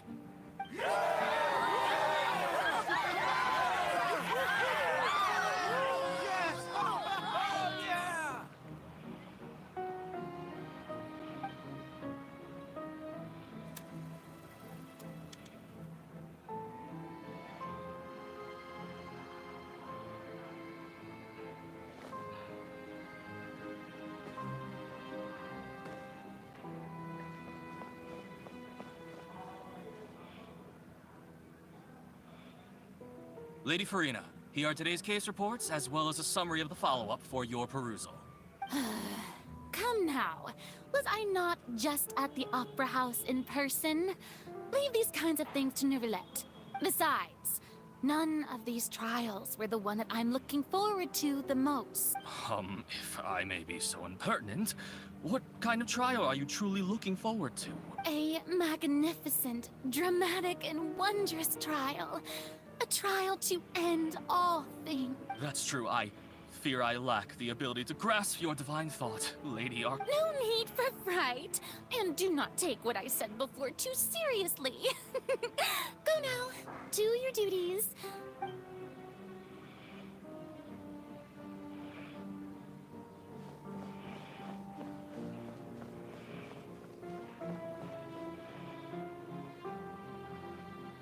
Lady Farina, I don't know what to say. Thank you for agreeing. No need to thank me. Or rather, thank your own. All right. You remember? He is doing much better now. In fact, he is far.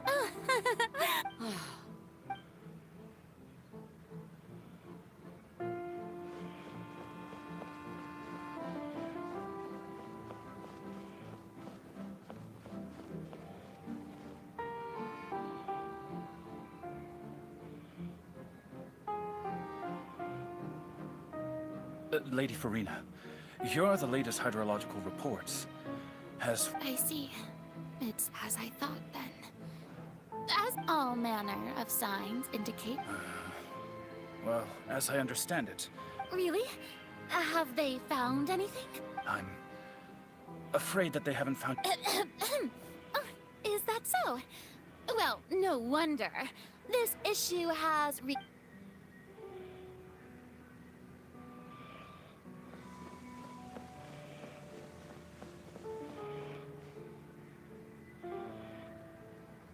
The day is finally over.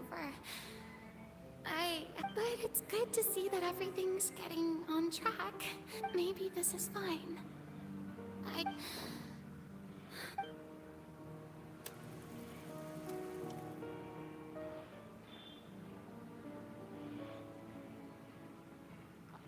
Lady Farina, here are the new trial reports for the latest cases, as well as a summary. There'll be no need for that. I've seen them already. There's no need to go back over scenes I've witnessed in person before. Lady Farina, I've waited so long for this. Indeed, my dear, loyal citizen. This... Lady Farina, we're detecting significant hydrological anomalies near Poisson. Understood. Keep monitoring. Keep me informed should anything come up at the Institute.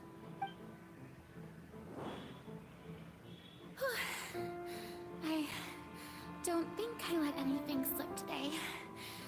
I must show the people that there is... I just don't know when these... I feel utterly exhausted.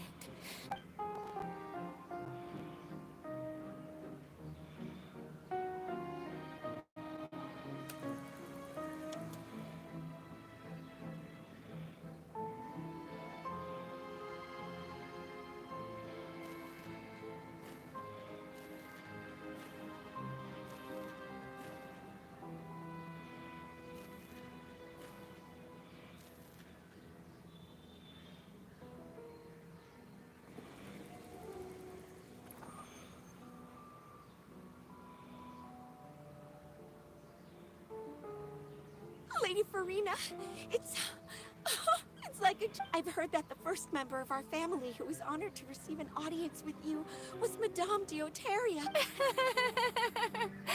And what a fine family you... Surely... What is it, good citizen? Are you crying? Uh-huh. Oh, really now? This must be the overflow of hydro from my person. Well, can't quite help being the god whose dominion is the waters, can I? No wonder. No wonder. A manifestation of your power, then.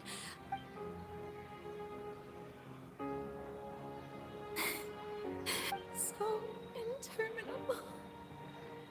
Hundreds of years must have passed by now.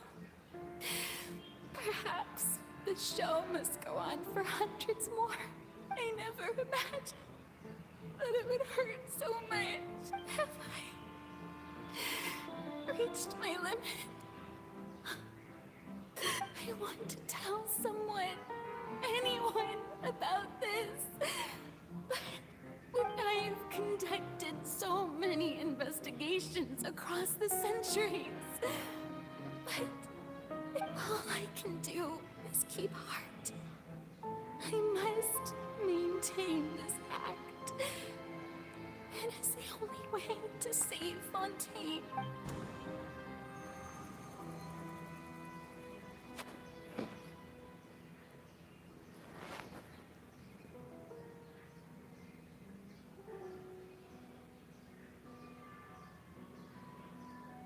Farina, you don't have to shoulder this burden alone. Although I don't know what you might be keeping from everyone. Your people are more than willing to share your burden with you.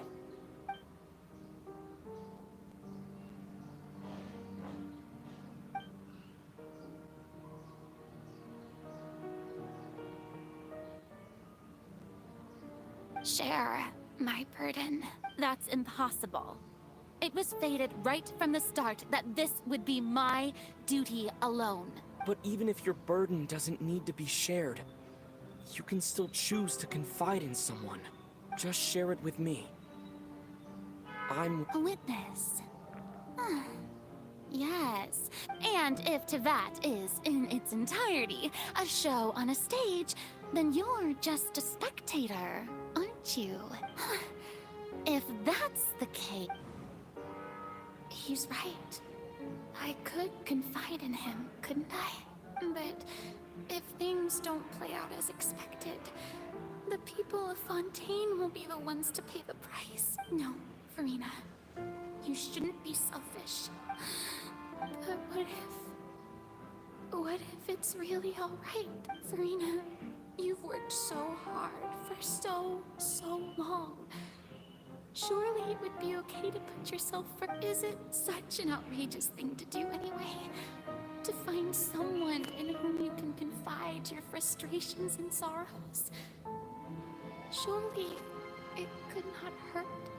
If you let this opportunity slip through your fingers, it might never come by again. Think about it. Long and hard.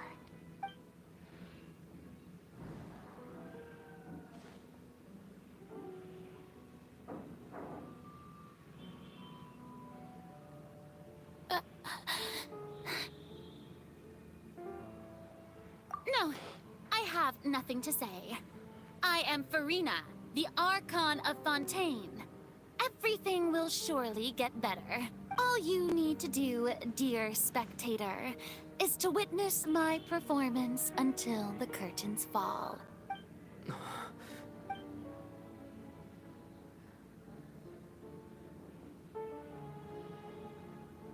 fine.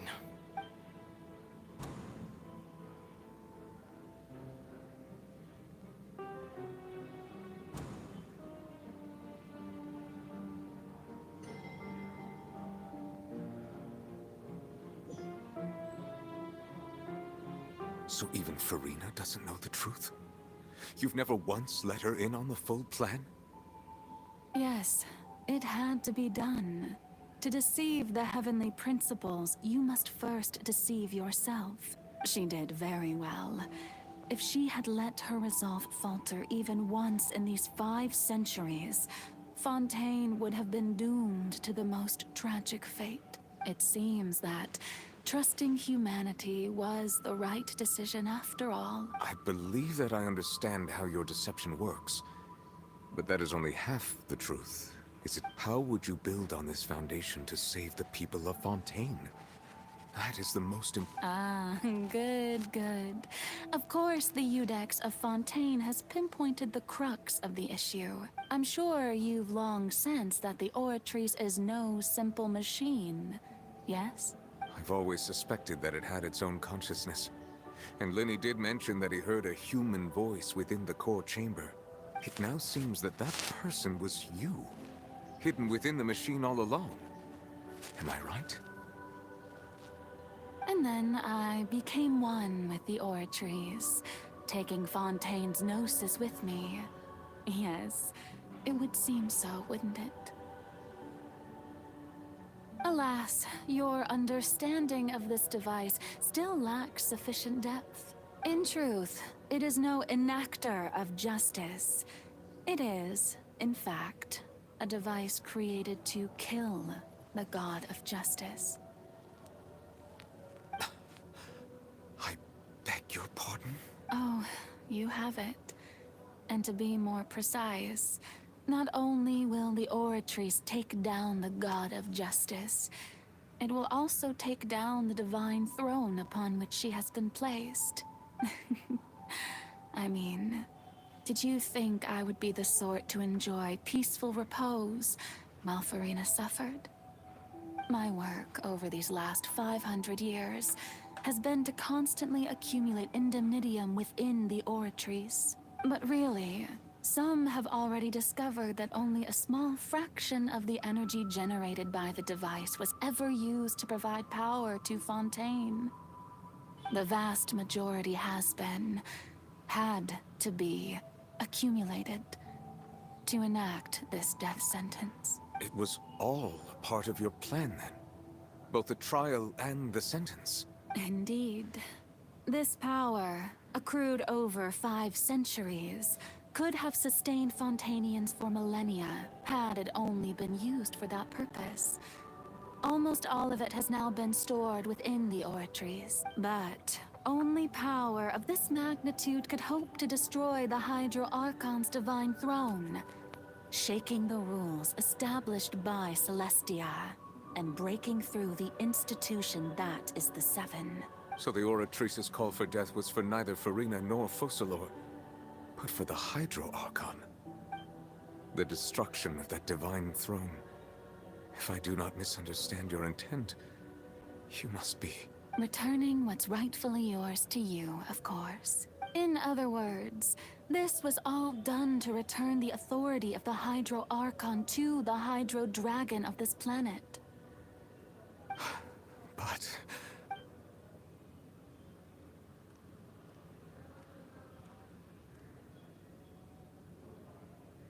Oh, what?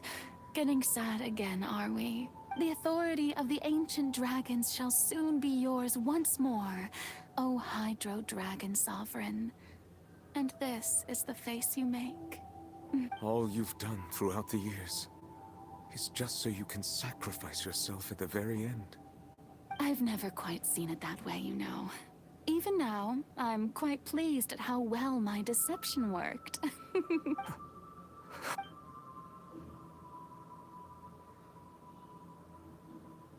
Hydro Dragon, don't cry. I must say, had it been within my rights, I would have loved to judge the heavenly principles themselves. Were they not guilty of essentially the same crime? Egeria stole the power of the primordial sea, and the heavenly principles stole the power you ancient dragons possessed. I, for my part, am the god of justice. And is it not just that your original powers should be returned to you? Speaking of justice, I have always believed that justice lies in the process of pursuing human existence itself. So, if the theft of the primordial sea's might was Fontaine's original sin, then, leaving matters of procedural right and wrong aside, the descent of the Fontainians as humans and their right to exist in this world would be Fontaine's original justice. In other words, existence was Egeria's justice, and to me, justice is the continuation of that existence. Defying the prophecy and ensuring that Fontaine's people shall live on, that should be the justice enthroned over all others. At this point, we, whether it be myself or all other Fontainians, have shouldered the burden of this sin for far too long.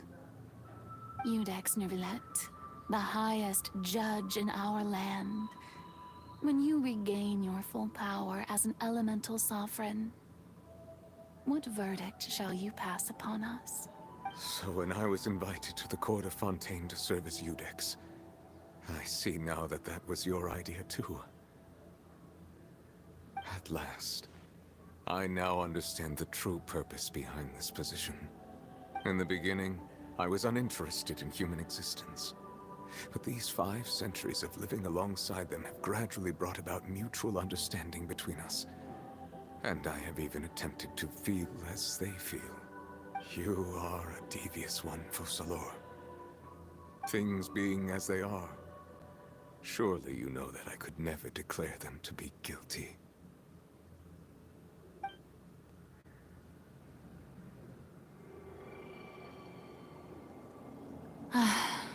The hour of my execution is almost here. For the sinner, the curtain call has come. I know I may not sound it, but faced with death, I find myself a little afraid. Perhaps this is one thing both gods and humans have in common.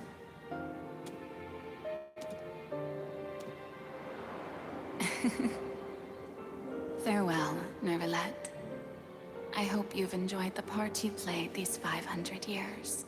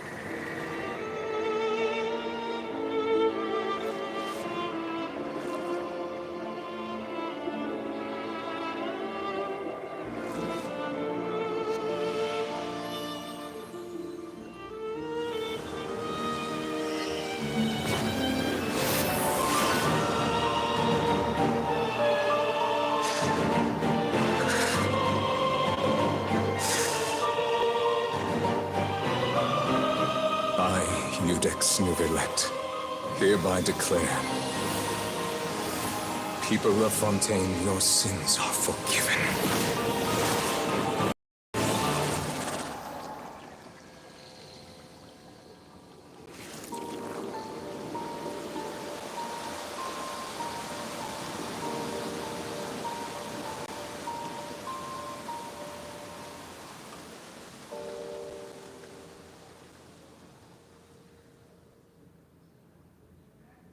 I see the value in my own work.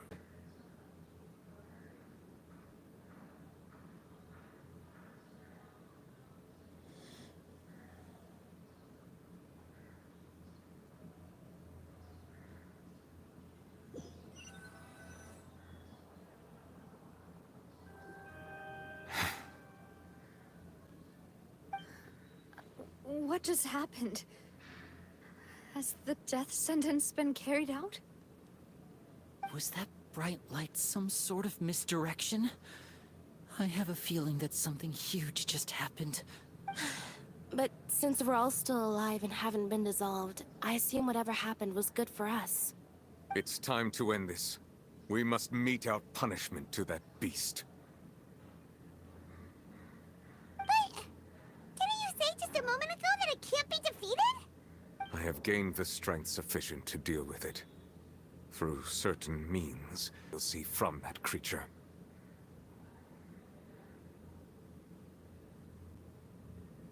We should seize the opportunity to pursue our quarry. Traveler, now that the oratories can no longer function, I require an executor to help me mete out justice. The root of the calamities befalling Fontaine, the beast that enacts the prophecy. Its name is the all-devouring narwhal. Come with me, traveler. The hour of execution has come.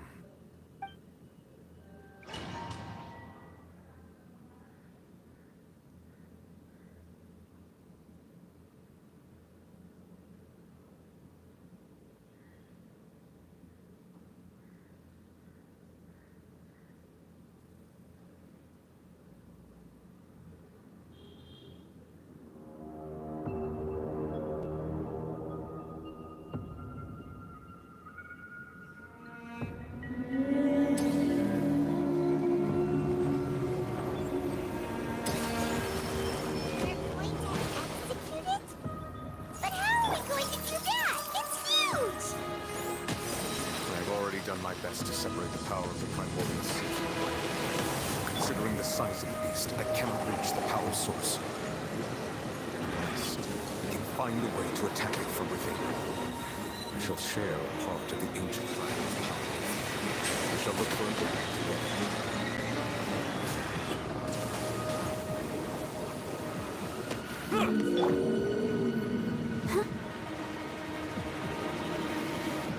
I'll protect us. The touch can feel the soft rust.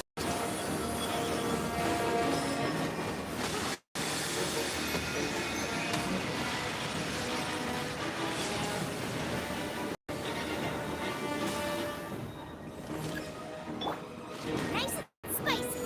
You're toast. The all-devouring narwhal cannot resist its instinct to devour.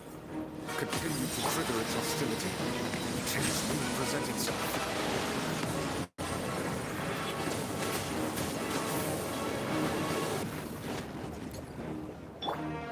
Ready, steady, go! Let's dance. Found your head.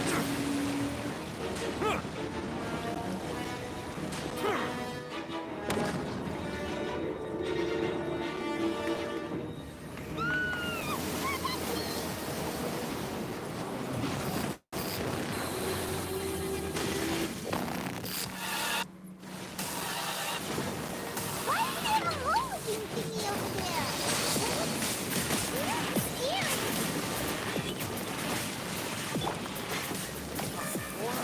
Retribution!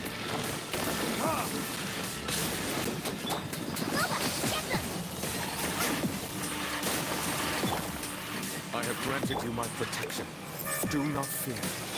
Seize the moment and use my power to suppress its roots from within.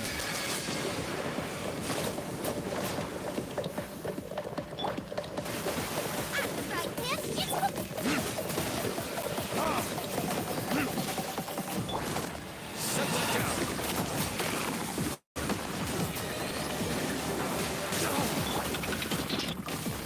Hold it, kids.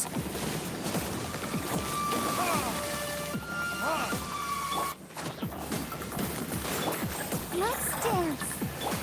Found your head. An oversight on my let the mighty be humbled.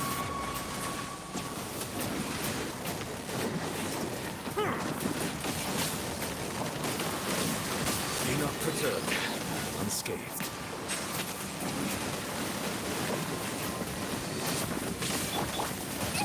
That really hurt. Lola, get them.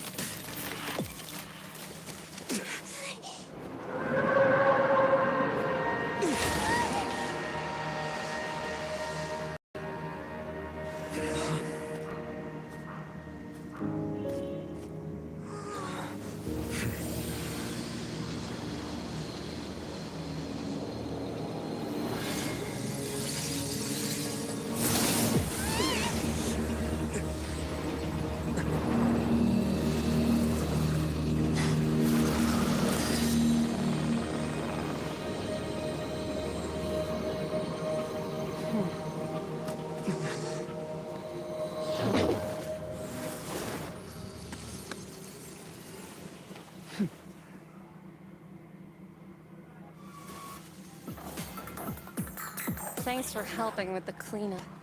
Should have been my job, but... oh well. It was just supposed to be a short private training session for me. I didn't think that my disciple and my master's pet would start brawling in the meantime. Well, actually, I had a feeling that it would happen at some point, but they bumped into one another earlier than I thought. What a blunder. I suppose I'll have to swing my sword 3 million times as penance. That power. Who are you exactly? Paimon has an idea. From what she said earlier, she must be Child's master. Skirk, right? It's just that he gives us the impression that she was the less talkative person. I simply did not have anything to say to the weak. But you, on the other hand, managed to defeat the all-devouring narwhal without using power from beyond this world. So you may speak to me as equals.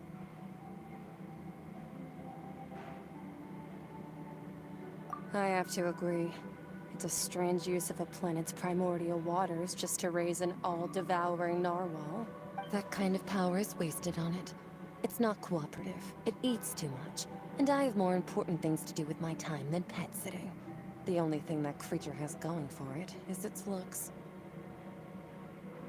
All in all, it fails as a pet. Miss Skirk? I think you might have missed the point. The point being? Well, being that this pet almost destroyed an entire nation. So what sort of person is your master? Well, child's master's master. Wait, is that right? Oh, right. So you don't know him. Sorry, I assumed you did. His name is Sir Taloji. Huh? I am unfamiliar with that name. Huh.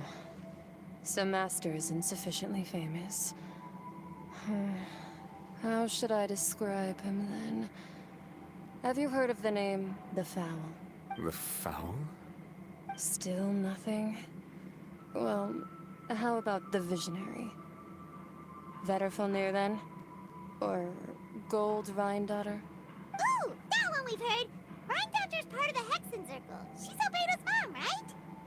Oh, so you do know that name. To be honest, I also heard all of those names and titles from my master. I don't actually know them either. But I suppose you understand now, yes? My master is likely a similar sort to Rhine-Daughter. They are both pursuing some form of perfection. Wait, didn't you also mention a visionary person? Paimon didn't quite catch their name. Actually, never mind that. I believe it expedient to inform you that the all-devouring narwhal used up nearly all its strength fighting you. Such roiling hydro energies will prove difficult for the planet's deep seas to digest. As such, the Fontaine back on the surface has most likely been thrown into chaos. In other words, the prophecy that you've been fretting over should now be in full swing. What?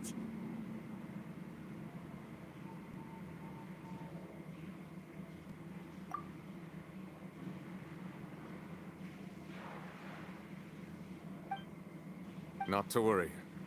Focalor has already managed to deceive the heavenly principles. In the end, the people will all be dissolved into the waters, and only Farina will remain, weeping on her throne.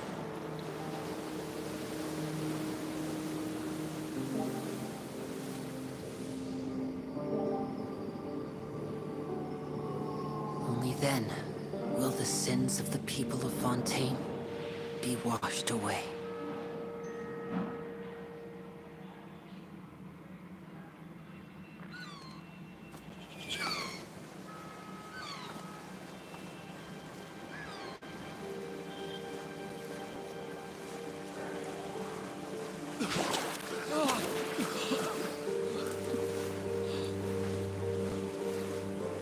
Hey! Help! Over here!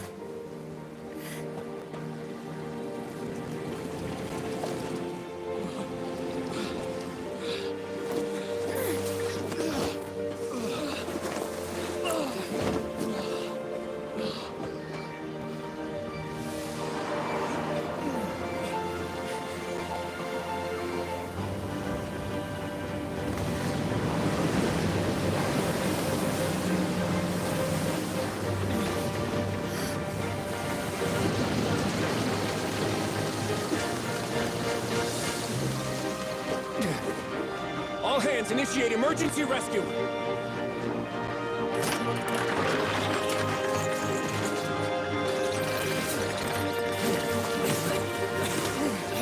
Hurry!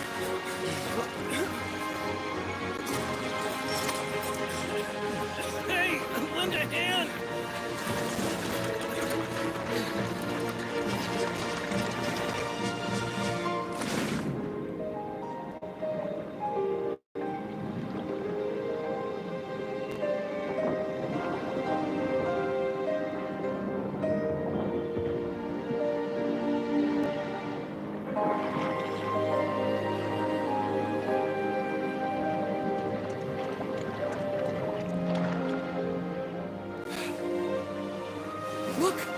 water's receding!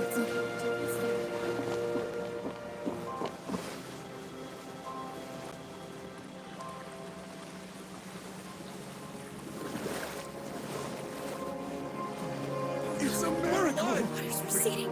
We didn't dissolve. The prophecy was wrong. The prophecy was wrong.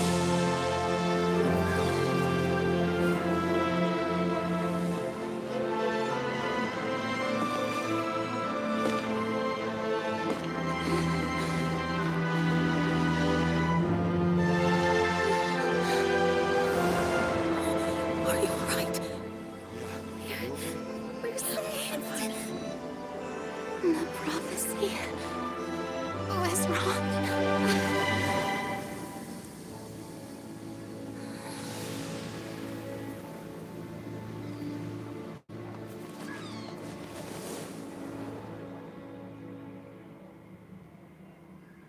Guess we can rest today.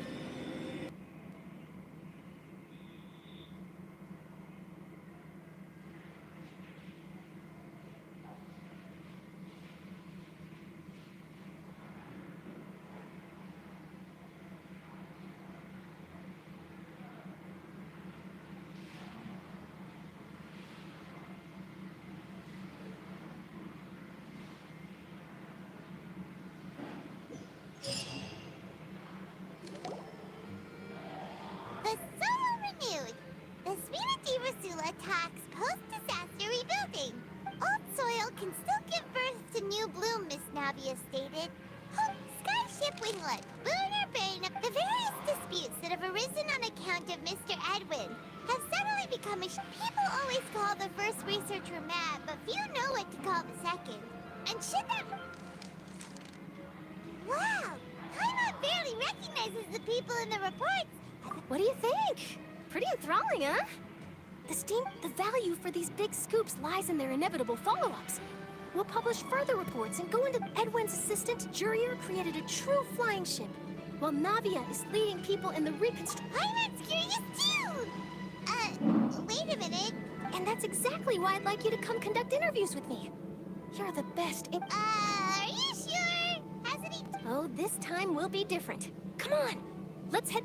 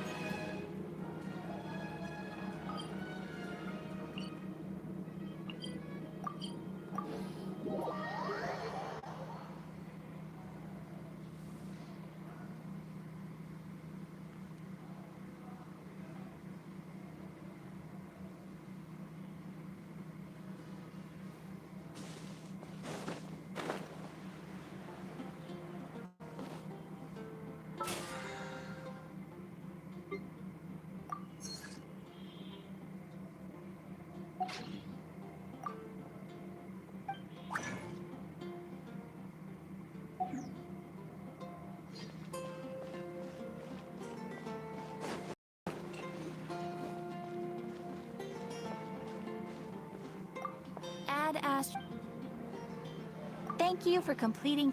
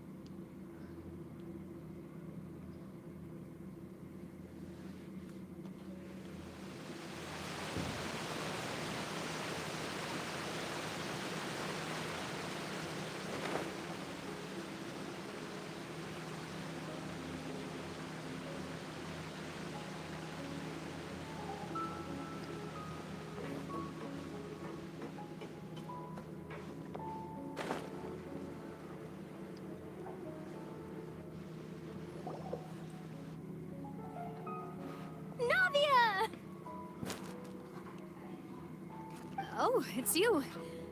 What? Hey, we're just having a look around. I'm here to update myself on how things are going here. Let me introduce you. This is Mr. Garunt Snezhevich. He represented the Knave in sending us Our residents are hard at work as well. Thanks to everyone, work is progressing nicely. Hello, Miss Charlotte. I'm a big fan of yours. But if you don't mind... I get where you're coming from. I'll keep it as simple as possible. That would be fine. Oh, you're back too. How are things? We finished laying down the construction materials. It'll be another hour before the workers are able to go over there. Huh?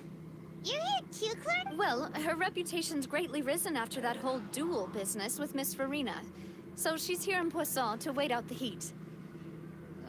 All right. There's too much to consider in the reconstruction of Poisson. The Spina has need of more decision-makers. And, well... Wait just a moment. Do you mind me asking a few questions? You know, about how you felt before the duel. About what it was like facing down a god. There's lots of exciting material there, I bet. Forget it. I'm sure you can find a better theme than that, Miss Charlotte. I see you're the same as always. Couldn't you do... Well, if we're talking about doing things for my sake, you might as well just take a few more photos of me. Or of the Traveler. It's better than wasting time persuading Chlorand at any rate. Of course I will. I'm not gonna let him off that easy. All right, then everyone who wants to be in the photo, gather up. And smile.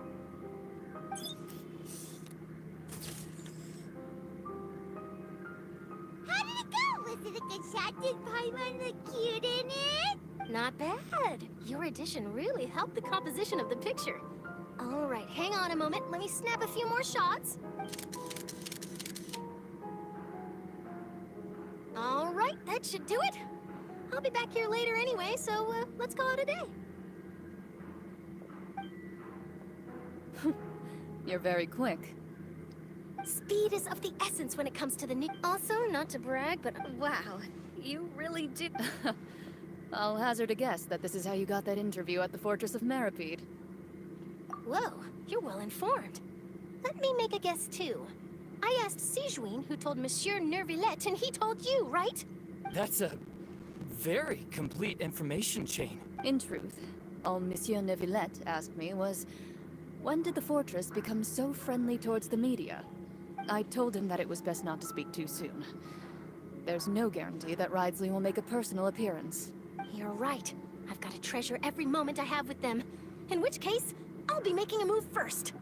Stay safe now. And tell me if you hear anything interesting.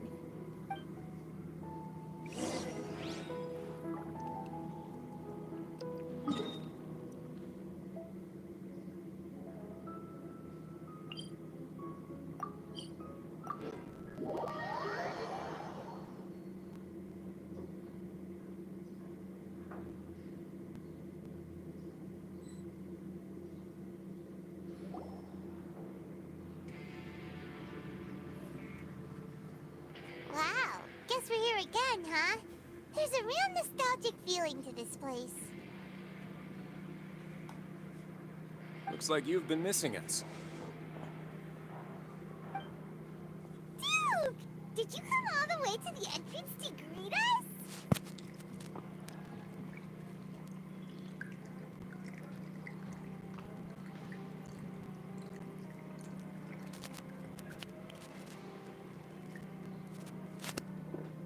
Of course. I'm here to welcome you and our dear Miss Charlotte, whom our good head nurse recommended to me. It's an honor to finally meet the much-rumored Duke. Thank you for consenting to my visit to the fortress, sir. No need to thank me. But that said, I shouldn't be the focus of your... Of course, of course. All right then, this way.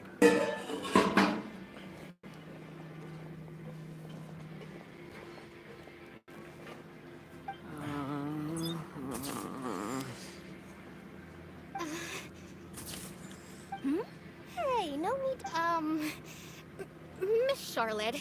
It would seem that Miss Lorvine doesn't want her face to appear beside that of Mr. Jurier, Sir, please don't say things like that. But it looks like dear Mr. Jurier denies it. Might this interview be very important to you, then? No, I just...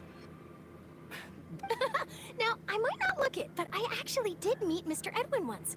And I'll be honest, I enjoyed chatting with you more. The boat that brought about a miracle, the ark that saved the people. Why, you recreated a myth back there, like an emissary of... Still, if I might ask, where's that flying ship now? Huh. Looks like Charlotte's trying to get herself another exclusive scoop. I have to apologize, but that ship is presently in the bowels of our factory. I'm afraid it won't be easy for you to get a shot of it. Really? Well, then in that case, could I have an interview with you to make up for that loss?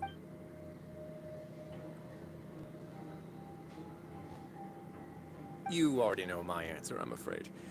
Best you interview our head nurse instead. Or perhaps you'd like to take another photo of this couple of researchers? Did you really have to use the word couple? Well, then, 2 solo photos will do. Is my hair messed up? Please, someone help me have a look. Things sure are getting pretty lively here. Oh, seems like everyone's here. Would any of you like to try this new drink I came up? Ah, Siegeween. Hey, Miss Charlotte. Why don't you, take some pretty photo... Sure. Come on, Miss Siegeween, over the... Sure. Do I have to smile? So, how have things been at the fortress? Same old, as you can see. Fontaine's undergone some changes, but this place is still more or less the same. Other than that flying ship, it got a tad too much attention, I think. That's why I decided to let the interview go through. We should direct more public opinions toward the behind-the-scenes heroes. Am I right? You're too kind, sir. I believe that you too should have your day in the sun. I'll just leave the spotlight to you two. I see. He sure did win them all. I'll tell them that there's good news and bad news.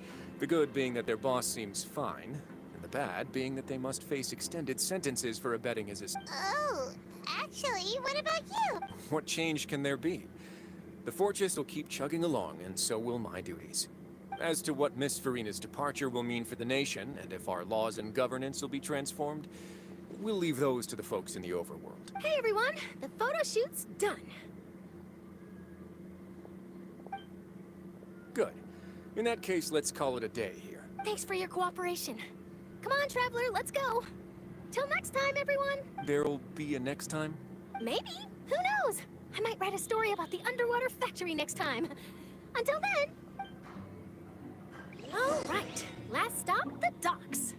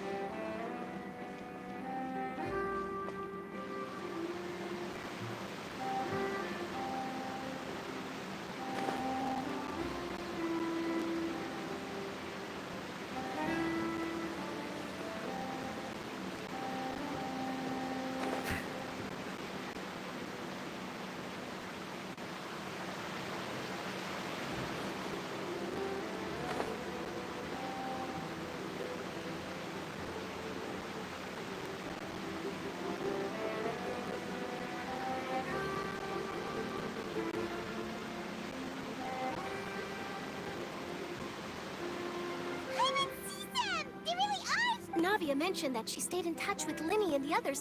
Traveler, Paimon. Ah, and Miss Charlotte, too. Would you like a magic pocket? What sort of gadget is it? It's a wondrous bag that can be used to carry many things. The water level has returned to normal, but if you see any of your things floating around, you can use this to carry them. Or you could trick a friend into doing it for you. Trick a friend? I wonder... You could just make a friend like Fremine here. Isn't that right, Fremine? Is this what you meant by, I'll help you make some more friends? To be honest, that sounds pretty sweet. Could I have your contact, please? Sure. Please, write down my address. Lynette sure is working hard to help Fremine socialize. He was the one who proposed doing this. He even wants to assist in our magic shows. Yes, I was planning to first introduce Pear as an assistant, and later Fremine himself. In the future, I think we can leave underwater escape magic to him too. That said, would anyone want to see a diver escape underwater?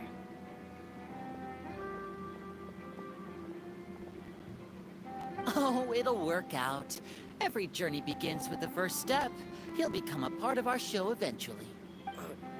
Lynette, could you come over?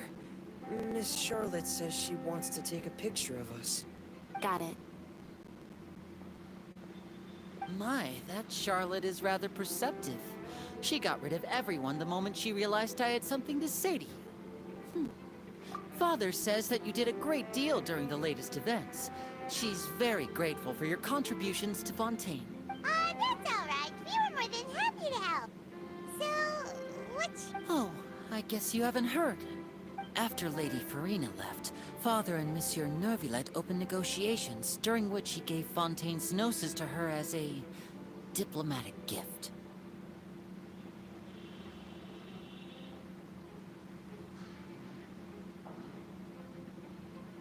a diplomatic gift? A gnosis? Yes, I was quite surprised at first myself. But when I thought it over, there were actually a number of things going for it. It could have been done as an apology for the incident with Lord Child, or as thanks for his help in tying the all-devouring narwhal down.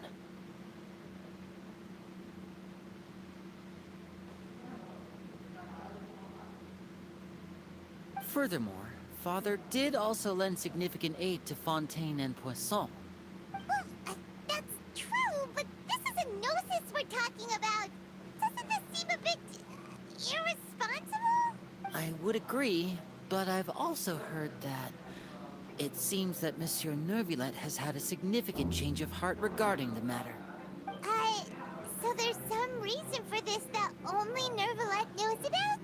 I suspect you'll have to ask him about that yourself. Ah, yes, speaking of which, I did see him strolling around the entrance to the Fortress of Meripede a while back. Isn't he real busy and stuff? Paimon didn't think he'd have the time for that. But back to the topic. The gnosis was given to the knave, right? What about Child? They say that he's returned to Snezhnaya to recover from his wounds. I hear that the recent disaster really did a number on his health. That's true. When you think about it, we've had loads of run-ins with the Fatui. So shocked by such a simple switching of sides?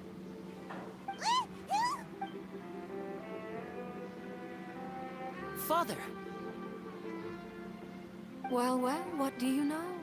Come to the docks to see how my children are doing and meet the Traveler by chance. Please do not pay my accomplishments in Fontaine too much mind.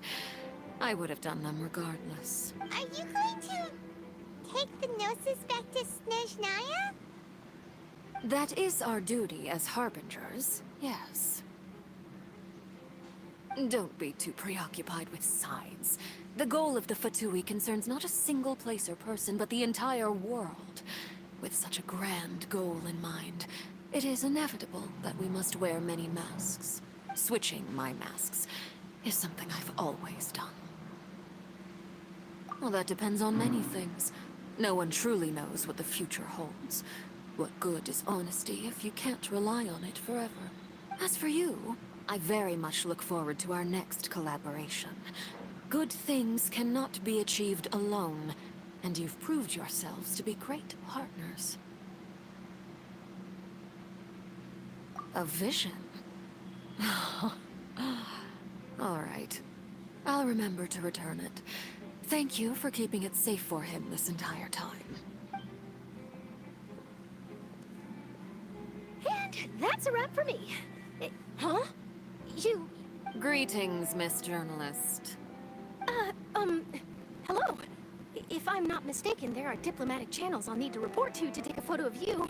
That is correct. So forgive me, but I will not be able to serve as a subject in your article. However, feel free to write as much as you'd like about our dear magicians and our upcoming rookie talent. I will.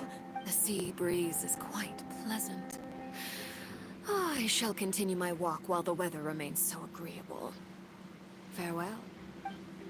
Farewell, Father. Oh, she has such an intimidating presence. I didn't even dare to take a picture. Thankfully, I've already wrapped up all my pre-scheduled interviews.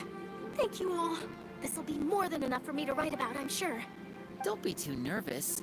Why don't you take a magic pocket before you go? Here, Traveler, Paimon. To move things about? That's right. Funny. I guess this must be life. We will all follow our... All right, then. We'll be handing out pocket...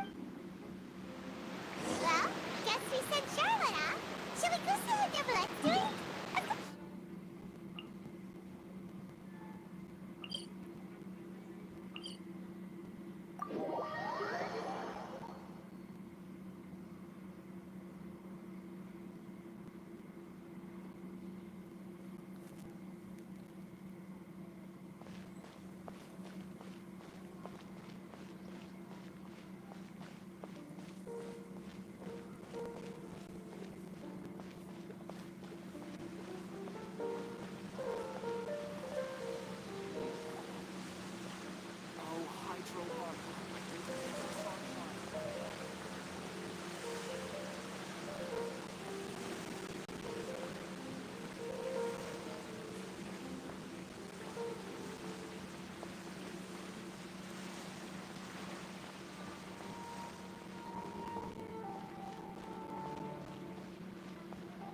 The entrance to the fortress!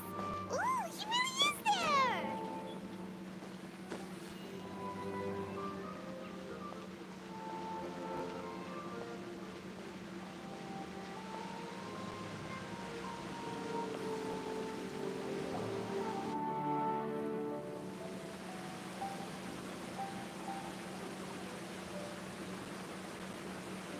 So, you really are here, Neverlet!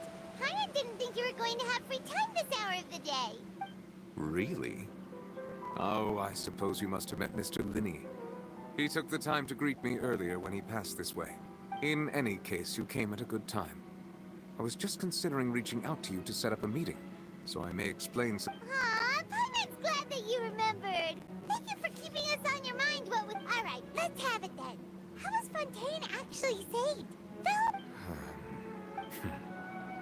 It is strange how words can often leave a bitter taste in the mouth when it finally comes time to say them out loud.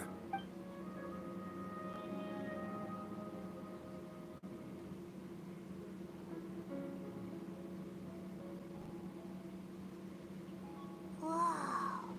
So that's what happened? Fusillard destroyed the divine throne of the Hydro Archon and restored your power to you, transforming you into a fully fledged elemental dragon sovereign!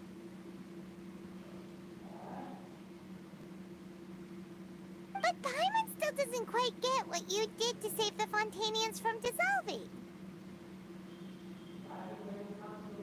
For me, the authority of the ancient dragons refers to absolute control over the hydro element. Fontanians were incomplete humans born of Egeria's use of the power of the primordial sea, with constitutions similar to that of mimics.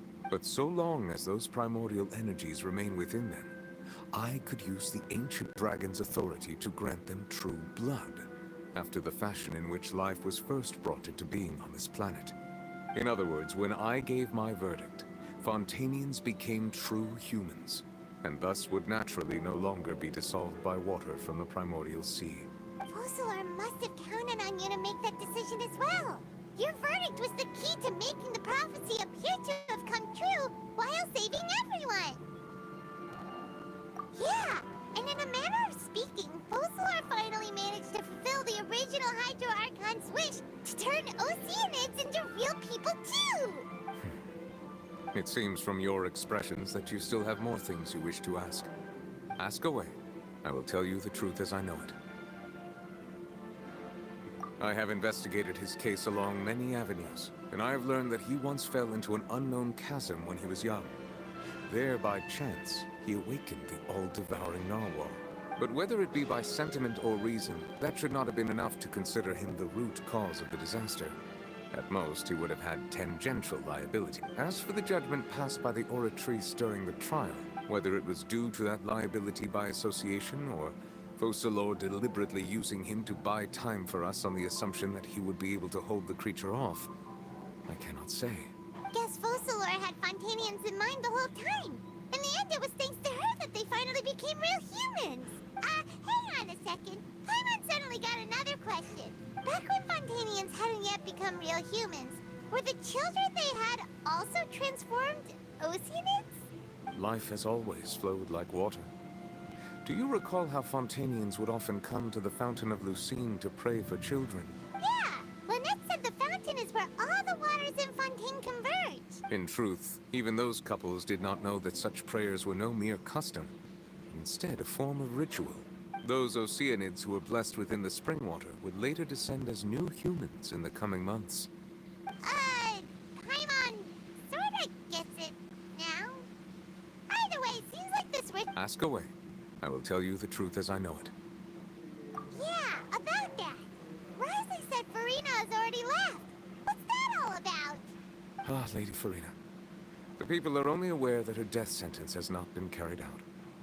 She abdicated the post of Hydro Archon and left affairs related to that title to me, before leaving the Opera House.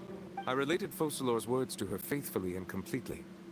After hearing them, she seemed neither saddened nor comforted. She simply said that she was tired and needed to rest. Having said that, she then packed her things and moved out of the Opera House. Not unlike how an ordinary person might. But she's still got a place to stay, right? You need not worry. I will make arrangements to ensure that she will not want for food, clothing, board, or travel. In truth, I am somewhat happy for her. The wear and tear on her spirit will, of course, take time to heal. But now that she no longer has to play the role of Focalors the Hydro Archon, she can finally lay down her burdens and lead a normal life. What about you then? What are your plans now that you've regained your full powers as the Hydro Dragon? After Focalors passed on, the Oratrice also ceased to function. This matter will directly affect our trials.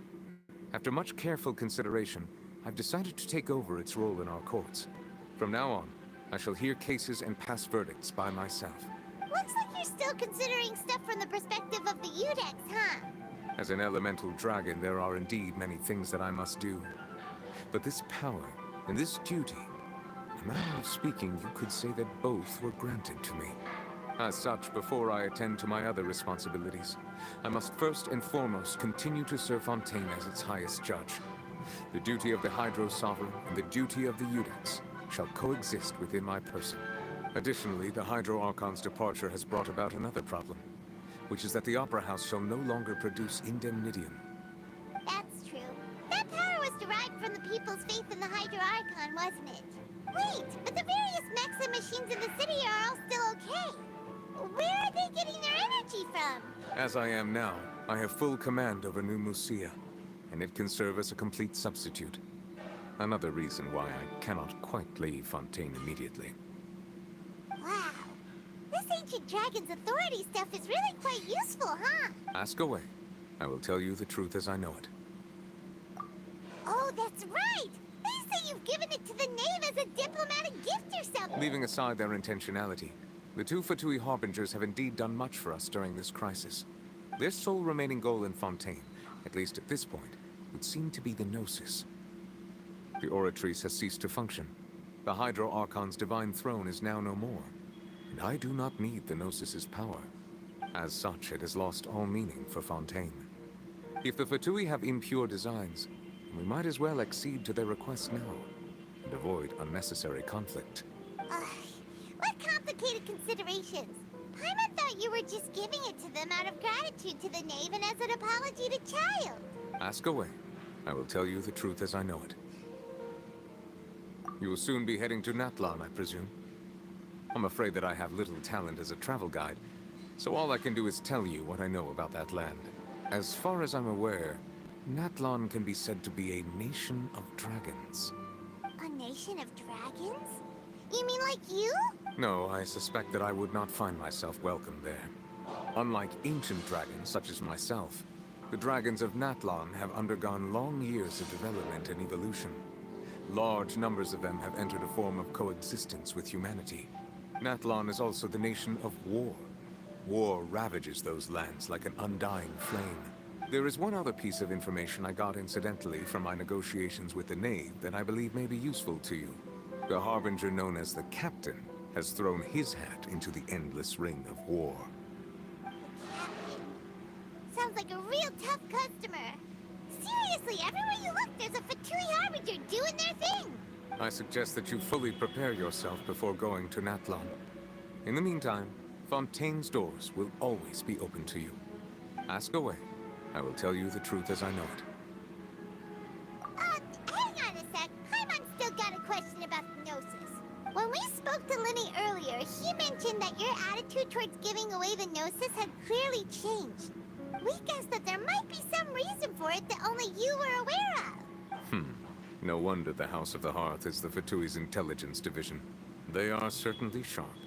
So regarding this specific issue, I was just getting ready to share something with you. What is it? In truth, I exchanged some further words with that lady named Skirk after sending you two back to the surface. It went something like this.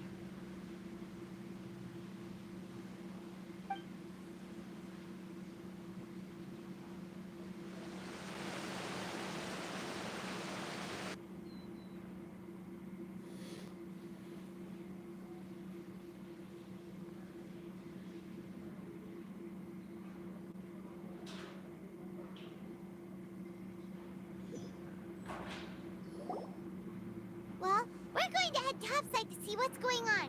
You hurry over soon as well, all right, Nervalet? What next?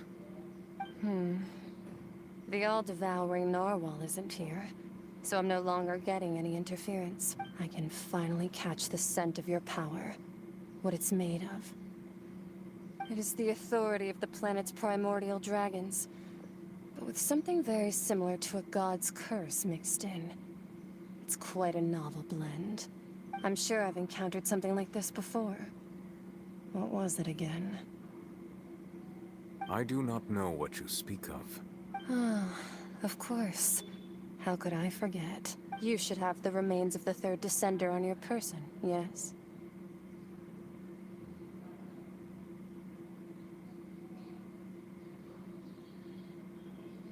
Remains? I've never heard of any such thing. Huh. According to your parlance, I believe it may be called a gnosis. Well, that much is true. After Focalor's divinity faded, she handed her gnosis to me. But I fear I have never heard of it described in the manner that you just did. I've been training with my master, the Foul, ever since I was young, and I have never returned to the surface since. So most of the information I possess, I got from him. It is only natural for those who are greater than humanity to possess a different sort of common sense, which is why there are so many problems in our attempts to communicate with humans. Regardless, you should probably get rid of objects of misfortune to prevent any disasters from befalling you. To live in itself is a blessing. But once a person dies, the bonds he once had with this world shall all turn to curses. What do you mean by that? No need to fret. These are just my personal thoughts. And my reason for no longer— This third Descender you refer to, who are they? And when did they die? Master never mentioned them to me. Perhaps it just wasn't that important for me to know. If you're interested, though, I could ask him. I'll be sure to pass the answer on to you next time. Next time? You believe we will meet again? I do. Wait. I have a disciple of my own, don't I? He can be the messenger, then.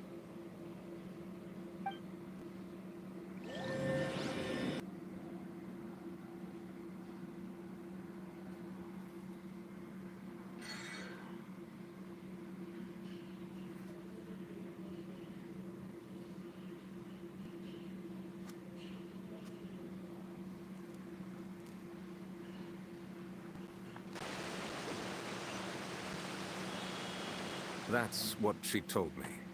Whether it would prove useful or not, I wanted to pass that information on to you.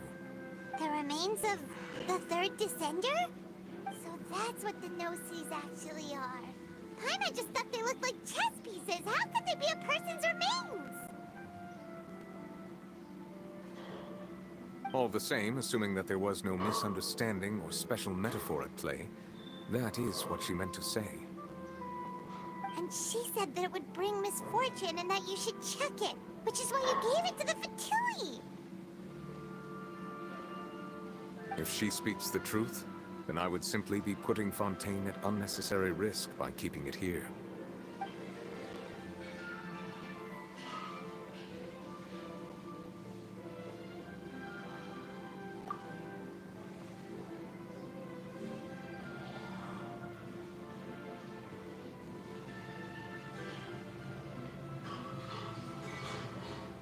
I had guessed that you might already be familiar with this concept, but I did not expect you to be one of them.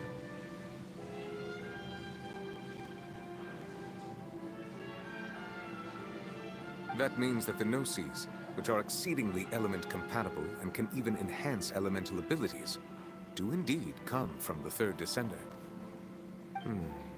I wonder, does your body also possess similar properties? Like being able to use elemental powers without a vision. That does sort of count as special compatibility, right? No, let's not think about this stuff right now. It just feels... comparing the Traveler to the dead third descender and all. That's what you say, but this topic still feels like bad luck. Once Child recovers, let's get some more answers out of him. Or go look for his master and get the answers that way. I too believe it unwise to make too many blind guesses when information is lacking. The same is true of being at court. All right. Whatever the case, it seems like the crisis here in Fontaine's over for now. Yes. All of Focalor's efforts were for this moment as well.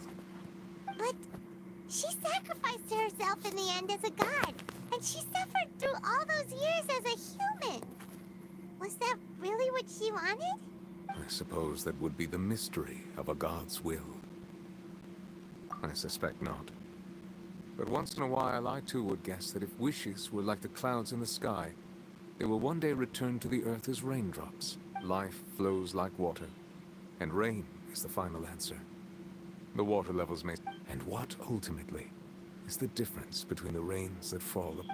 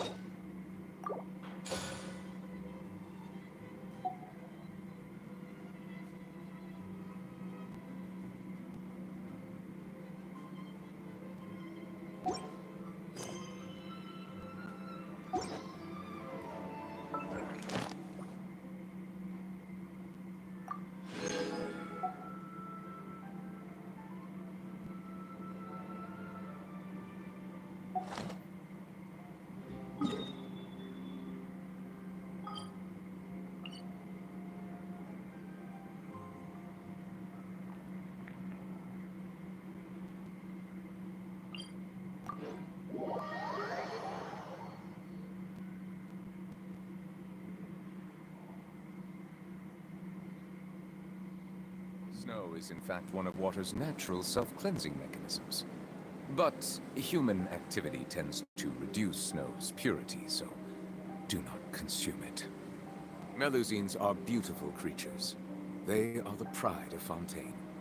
Be sure ठीक to है, befriend them. मिलते हैं फिर अगले Cause stream में। them no तब तक के लिए टाटा, सी यू ऑल।